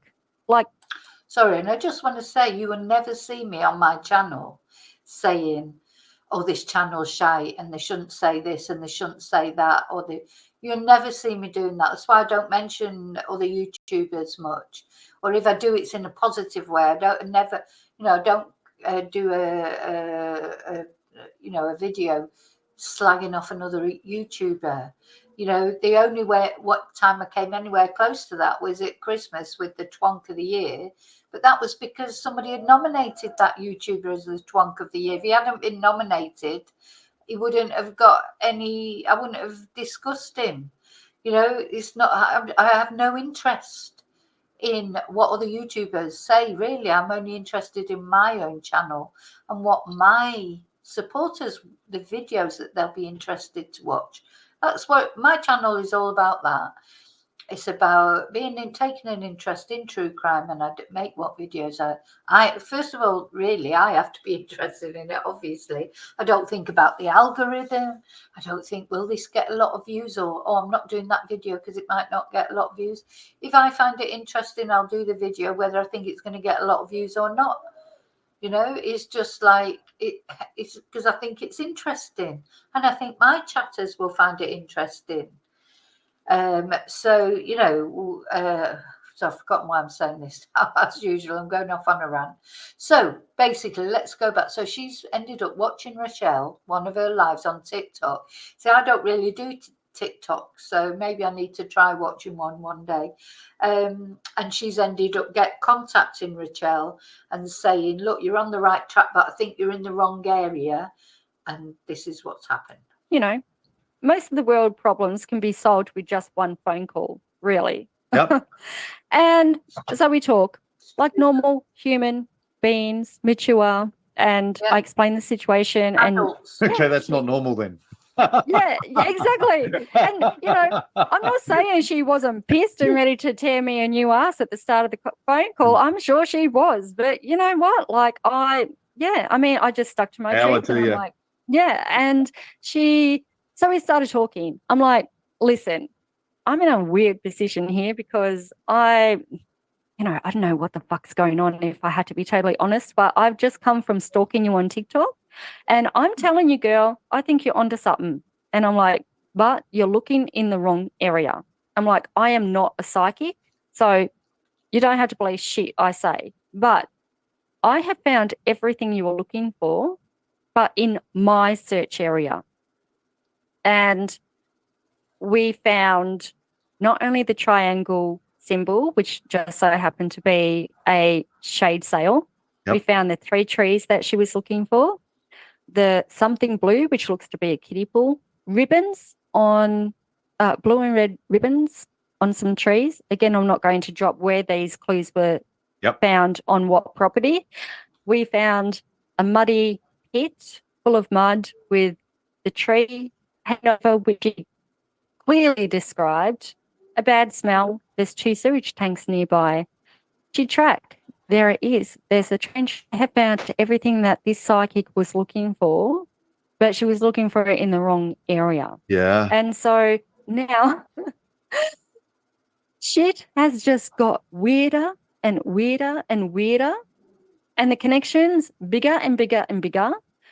I had a Bohemian summer festival thing that I went to on the weekend, which I booked months ago. Very first one they've ever had. Highly recommended. Don't listen to the poor reviews. It was their first year, so be nice. Next year. That's interesting what you're saying about a trench, etc., because that dream I had about Samantha.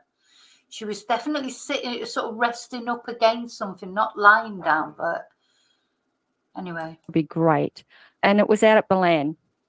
And with my new found open mind, I went to this festival, despite being the target of public, I felt safe. And I went there and I made even more connections. And I don't actually even think this story is even finished yet, Jamie. Yeah. I am still waiting to see where all of this goes. Yeah. And so out of it has come, one, a big eye-opener of what you can do with anger, but also it's okay to just let go and just think, I don't give a fuck what society thinks of me. I'm just going to go with it. Just give it a chance. What's the worst that can happen? Yep. So with this, I've got a story that has sparked a passion in me.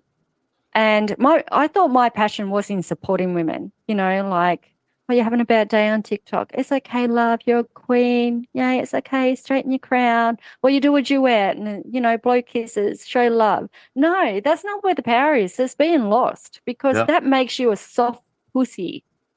Women need to get fucking hard. There's a reason why God enabled women to have children. Maybe she's right. Maybe, but there is soft power as well. I've got to say, you can have a soft power. Not men, because you are badass bitches. And we need to start getting fucking angry where society has led us to, and part of it is our fault. And if you think we don't hold any responsibility, then we do, because it's time for another shift in feminism. Because you know what? Shit ain't working, Jamie. Yeah. Shit just ain't working. No, 100% agree with you. I think there's a lot to it. So I want to come back to this particular subject we're on right now, but I just want to tidy up on this story, because we're going to have people so invested in it. And you and I go round and round the world. But we're going to keep this. We'll keep this line direct at this stage. So yes. We've had the Facebook and we've gone through the story there. It's come up. It's been requested by police to be taken down. It's been taken down. There's a whole lot of stuff we can't release right now. There's a whole lot of stuff that you can't even tell me right now in relation to that. And that's just the way it works. So for all the haters out there, I have no doubt they'll be coming for me after this. And that's okay. I'm sorry. I'm more than happy with that. I look at it and I go, information will be released. There's so much that you don't know, although you're going to assume that you do. So watch this space. What people from the podcast that haven't followed that story is has Samantha been found? No. Right. No. So at this stage, we still have, a mother, a wife, a daughter that is missing, and obviously any information. Cindy's happy for you to go straight to the police with it. Yes. And in fact, if you want your best protocol if you have any information about Samantha Murphy, is to call Crime Stoppers or email them. There is also a section on their website where if you address your title of your information that you're stating as missing person Samantha Murphy, it will automatically be attached to her file. And we are still calling for dash cam footage for around the area of Eureka Street and Black Hill area of around Ballarat. Yeah, well, we'll put that information in the comments and that Crime Stopper information in. That's interesting how she said we there. We are still calling, but anyway, so she just said she obviously does know a little bit more. She's been in contact with the detectives. It seems like it was them who told her to take down the Facebook page. You know, she's been telling us about all the hate that she's had, etc.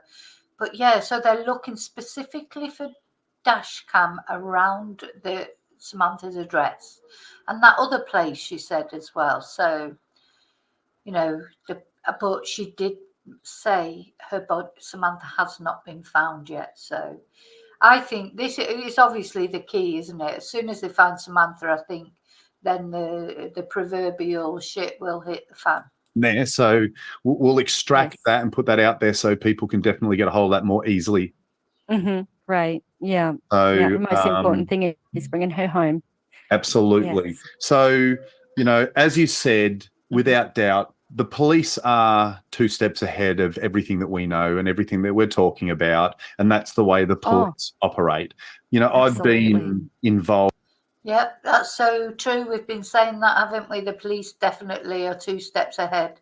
And when the police decide to do another press conference, it'll be because they'll be doing it for a reason. They go quiet, don't they? And then they did that press conference last week. They suddenly come out with a few more nuggets of information. They're trying to lure someone out into the open. I think they're trying to spook people. They know, or they think they know exactly what's happened to Samantha until they actually find her body, and they're just biding their time. Involved in a missing, well, sorry, in a murder investigation. So I got personal experience in this, and yes, you know, the police were miles ahead of anything we were doing, and as soon as they think they know something, they're watching, they're monitoring. Does that mean they can act? No. You know, that's the frustrating part. It's like, haven't you got and the police are like, we can categorically, you know, I met people in you know, I became relatively close with, I'm just going to say with one particular person that investigates murders all throughout Australia, very reputable person. And, you know, he basically said that, you know, one of the ones that he was following, everyone knew he did it. Yeah. He had all but like, he'd admitted it, but not in a way you could actually use it as an admission. Yeah. Right? And he basically laughed in the police face going, yeah, but you won't be able to prove it. And that's just your bad luck. And everyone knew it. Yeah. There was nothing that could be done because they couldn't tie it. They're basically waiting for him to slip up in order to find it.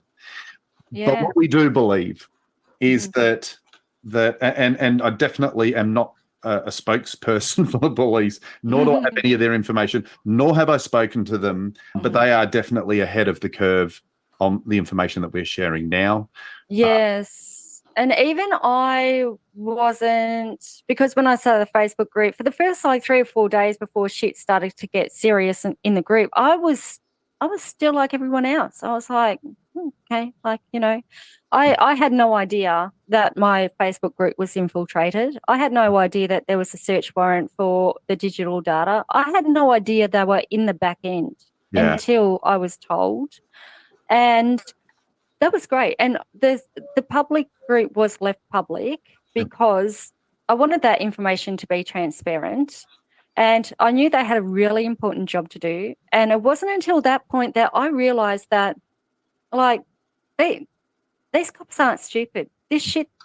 No, they're definitely not stupid. And to tell you, Facebook groups, some stay public, some go private, but it don't matter if you go private. If you make your group private, it won't stop the police getting in there. That's for sure. They'll get, if they need to get in somewhere, they will. That people are talking about in this group about, have they considered this? Yes, they considered that 3 days ago. You know, that three days. I know people do say, oh, the police need to look here, or the police need to think about that. Well, of course, they've already probably thought about that, because that's their job, that's what they do. But listen, there's no harm in people making those helpful suggestions. People do it out of a good heart, you know, they make that suggestion because they want Samantha to be brought home. So we have to remember that. He's ahead of us. But my job in the group was to, you know, keep everyone focused as a public search group until such time as it was not. And, Correct. And despite me wanting to jump in conversation in time to time in the group that I created and should be feeling safe enough to participate in, there was many times that I wanted to say, yeah, they've done that. Yeah, they're 3 steps ahead of us. Guys, the search ended 3 days ago. But for the public face of the case, I continued all the way through until the public search board. You know, at the end of the day, as soon as they ended that search, the police, they knew that Samantha was not in that area for whatever reason. So they didn't, there's no way they would have ended the search thinking she might still be out there. They knew she wasn't there, so that's why they ended the search. But they're happy for other people to carry on searching because they don't feel there's anybody dangerous out there. I suppose people might come up with a little bit of evidence, you know, and but the police knew there was no point in. They moved their priorities, you know, they took back their resources because they knew she was not there any longer. Was taken down. And I really think that because since the group has been closed, like there's been silence. There's been one media update and that's it. I really think that this group was that powerful. It kept the pressure on the police. They had to act because we were the greatest source of insight and also for the media.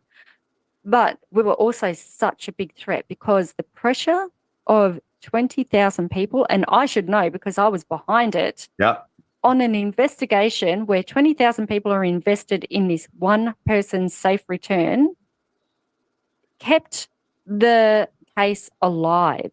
And if I have to rebuild my business because I kicked up a stink because this woman didn't just deserve 21,000 people looking for her, but she deserved 198,000 million people looking for her, then I'll live with that. That's fine. Yeah. Here's something that I'll share with you based on my experience working in the space of trauma recovery and those sorts of things. Yeah. Quite often when we work in this space, we feel that we have to be the beginning, the middle, and the end. Like we've got to see things from start to completion. Yeah. And one of the things that I've learned is that's just not the case, right? Sometimes my job is to put a video out there. Yeah. And that video bumps someone's consciousness. And their bump of consciousness is enough for them to go, maybe I am worth more. Or I didn't understand that was narcissism. Or no, that was sexual assault. That's wrong.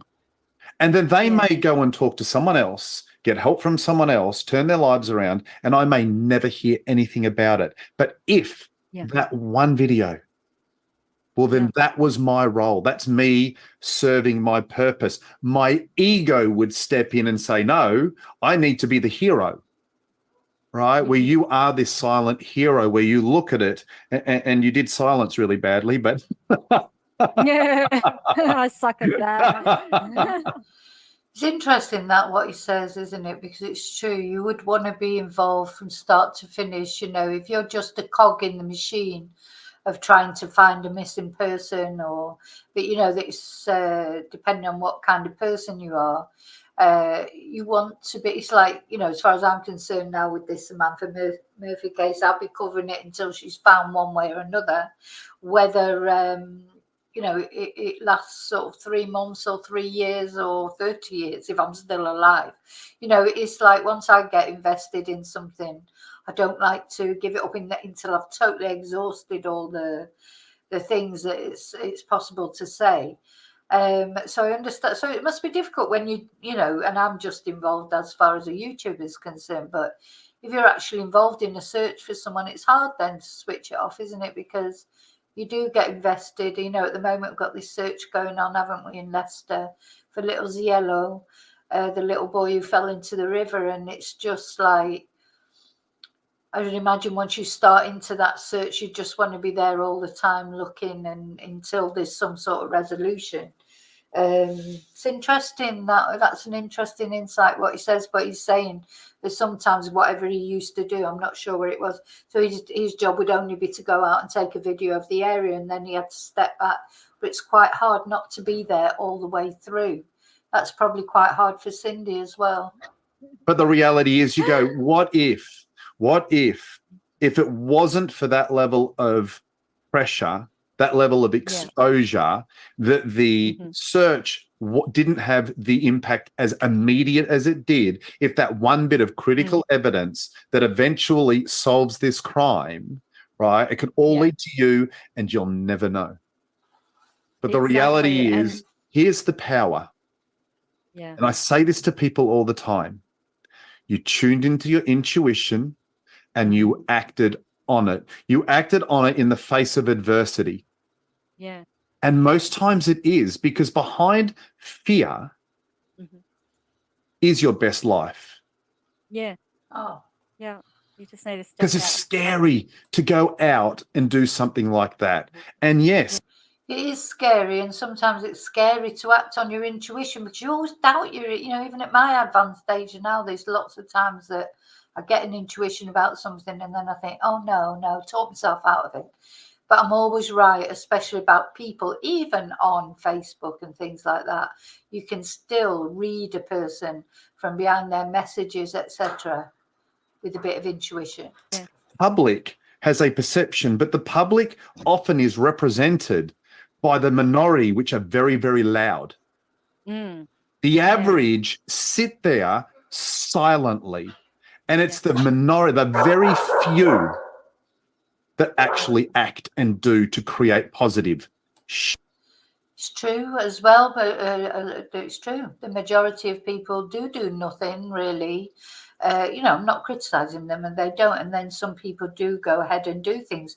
But then that quiet majority, if you like, they jump on them and criticize them. Not all of them do, but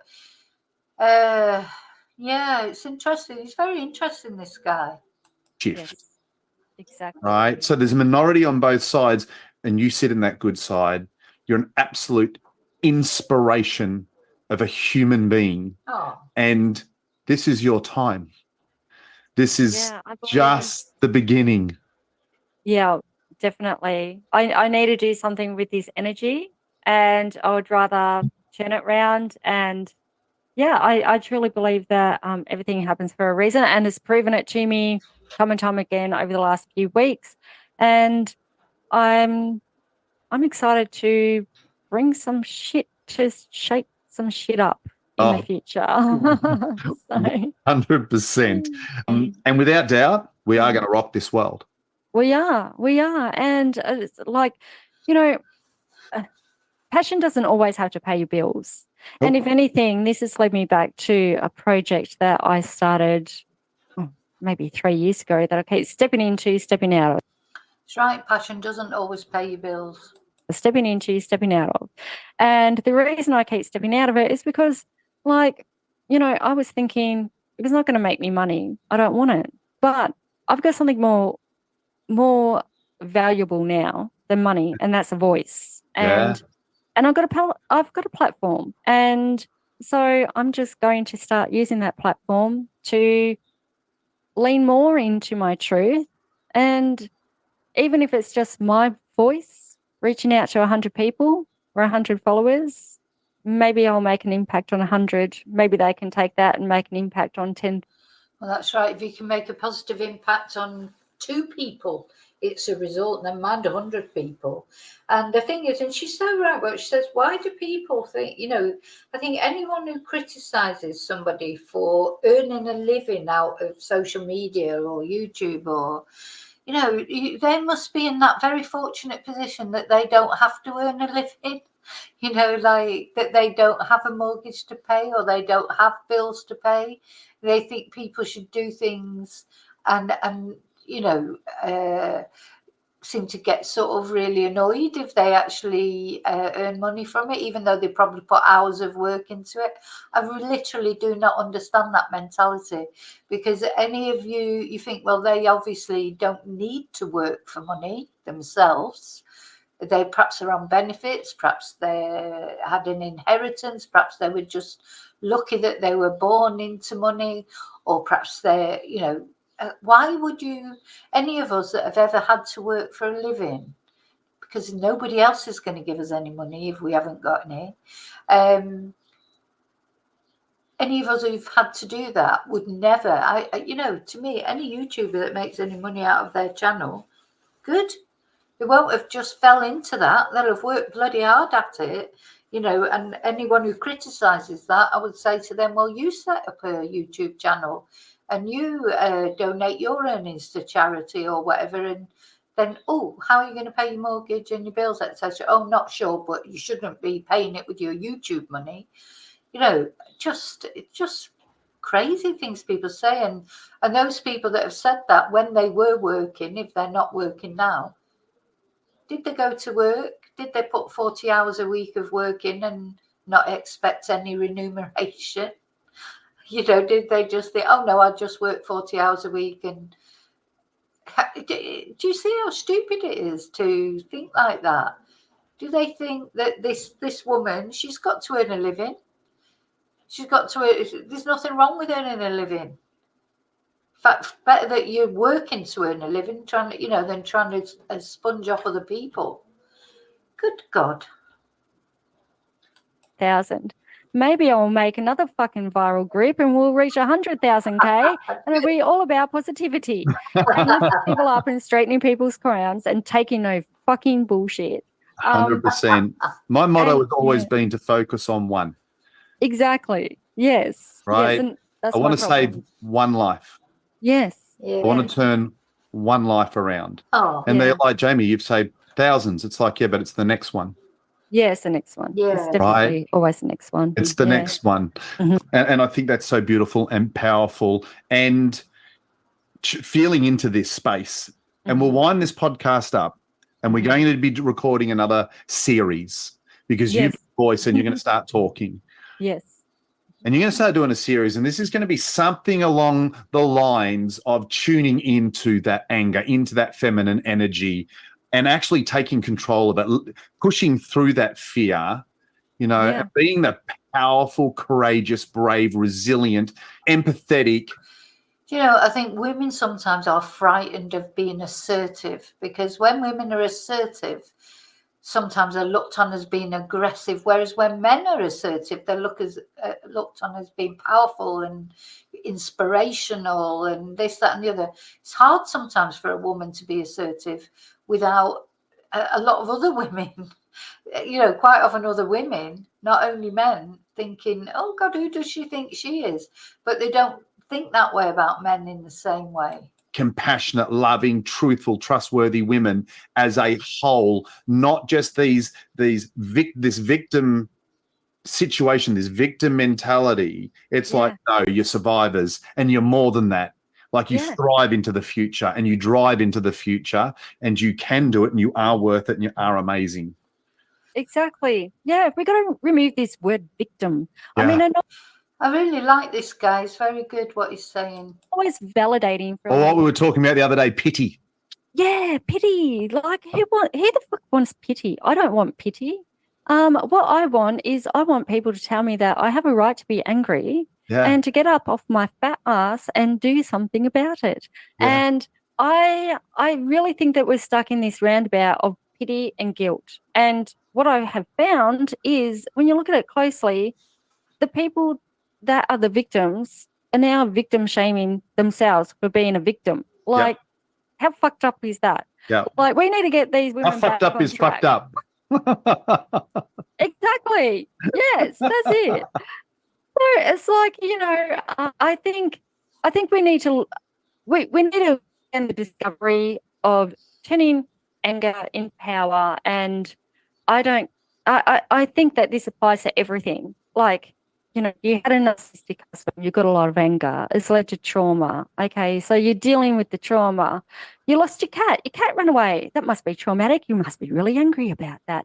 Or you've been through the most traumatic experience that you've ever been through, and now you're really angry. What do you do with that? Well, you could become a victim and sit in Jamie's TikTok lives and talk about it and never book a discovery session and come back week after week with the same problem and the same problem and the same problem. And Jamie give you the same solution and the same solution and it never be heard of. Like, let's just stop getting stuck in that cycle. Let's just take a step back and let's just reinvent where we fucked up. Like, there was a whole gap between us becoming a feminist and a whole movement on itself and having equal rights, but we fucked up somewhere along the lines, Jamie. We honestly did. And there's no balance at all. And No, the line has been blurred. It has been lost. It has been run over. Yeah. And we can't even see it. Yeah, exactly. And it's not serving humanity, you No. know. And the issue is you've got the capitalists on both sides. You've got, because it only takes, a few percentage of truth, to be a few degree off what it should be to take people miles from where they should be and where happiness and freedom actually sits. I've been listening and I get so angry. I listen to certain feminist talk on social media and you listen to it and you go, it's so polluted. And then I listen to these men where they're now capitalizing and generalizing in the most disgusting sense where they talk about what value, outside of a relationship do women bring into marriage. And I'm like, are you fucking serious, mate? Yeah. Like, why are you spitting this to young men? Because it's an easy sell. Yeah. It's an easy sell in today's narrative for women to blame men and men to blame women and for us to go into separate directions and you go, that ain't going to solve the problem. Exactly. We need true masculinity and true femininity. I've said a million times, I don't believe in toxic masculinity. No. I don't believe in toxic femininity. I believe in toxicity. Yeah. And both men and women can be toxic. Oh, absolutely. Right? Absolutely. Masculine isn't a toxic trait. Feminine isn't a toxic trait. Toxic is toxic. Yeah.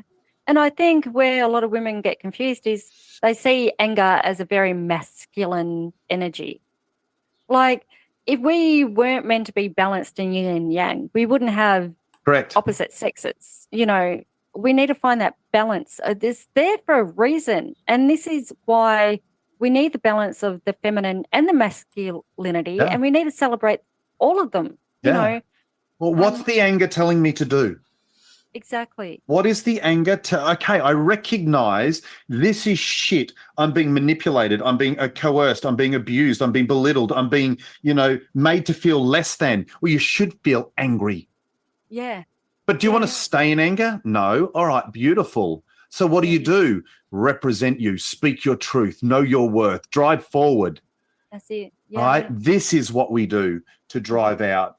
Now, we're going to talk about all those subjects in the coming podcast. What I'd like to do is wind this one up. It's been absolutely incredible. There's more to come on this story, but I think there's no better way to wind this up to just hand it back to you and just get your final thoughts and comments on this. Considering we're going to be delving in a little bit deeper in the next podcast, I just want to remind people about the whole focus of where this began and how this story unfolded, and that is because there is a beautiful soul that is missing her babies out in the world somewhere who I feel is strongly screaming energetically that she wants to be found. And we need to find a respectful balance of being able to trust in the investigation and pray for her, but also don't give up hope and support each other. There's no further groups in the world that are going to make that outcome any easier from this point on. Anything else from this point on in terms of groups is only hindering the investigation. I urge anyone that has opened up any groups as a copycat from mine, please delete them. We want this operation to go smoothly. We want everyone to be innocent until.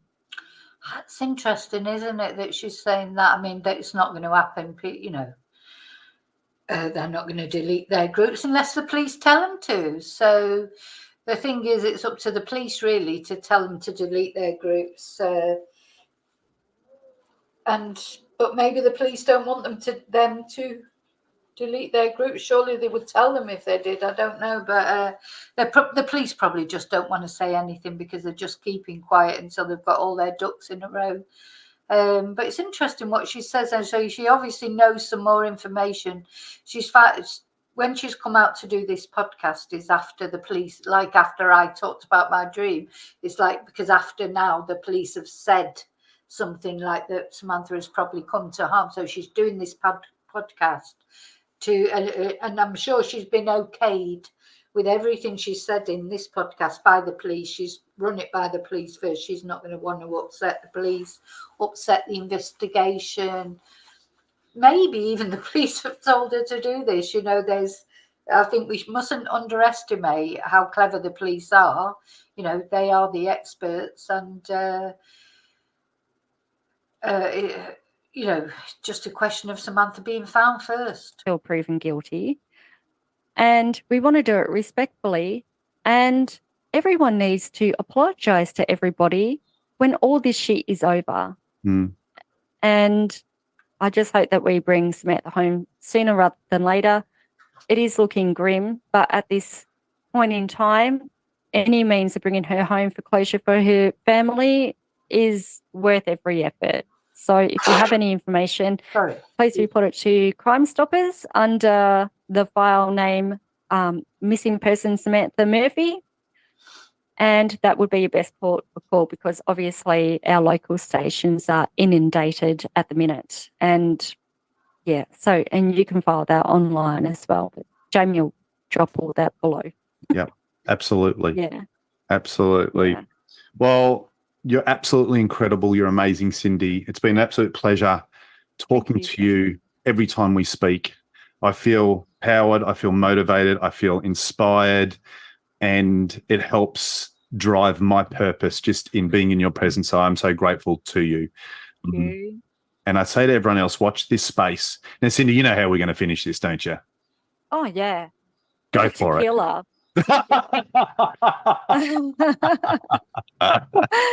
Stay strong. Love it. There you go. Stay strong. So, yeah, I found that empowering. I found that empowering because, you know, just all the things she was saying about the trolls, etc. And you know what, you trolls out there, I don't mean you, my chatterata, I mean anyone who may be watching who is a troll. It's easy to be a troll. You know, what isn't easy is to run a Facebook group with 10,000 people or whatever. So trolling is easy, but if you think you can do it better, you should really try and do it yourself and see how you like being trolled. Okay, so there you go. That is the reason, in her own words, that the Facebook channel closed down. I think that was a very interesting podcast. I hope they don't mind me using it as fair use. I'm going to link them in the description box. And as always, let me know what you think. And as always, thank you for listening to my little ramblings. Remember to live and love wisely, carefully, and until I see you again, may your God go with you. Take care. Bye.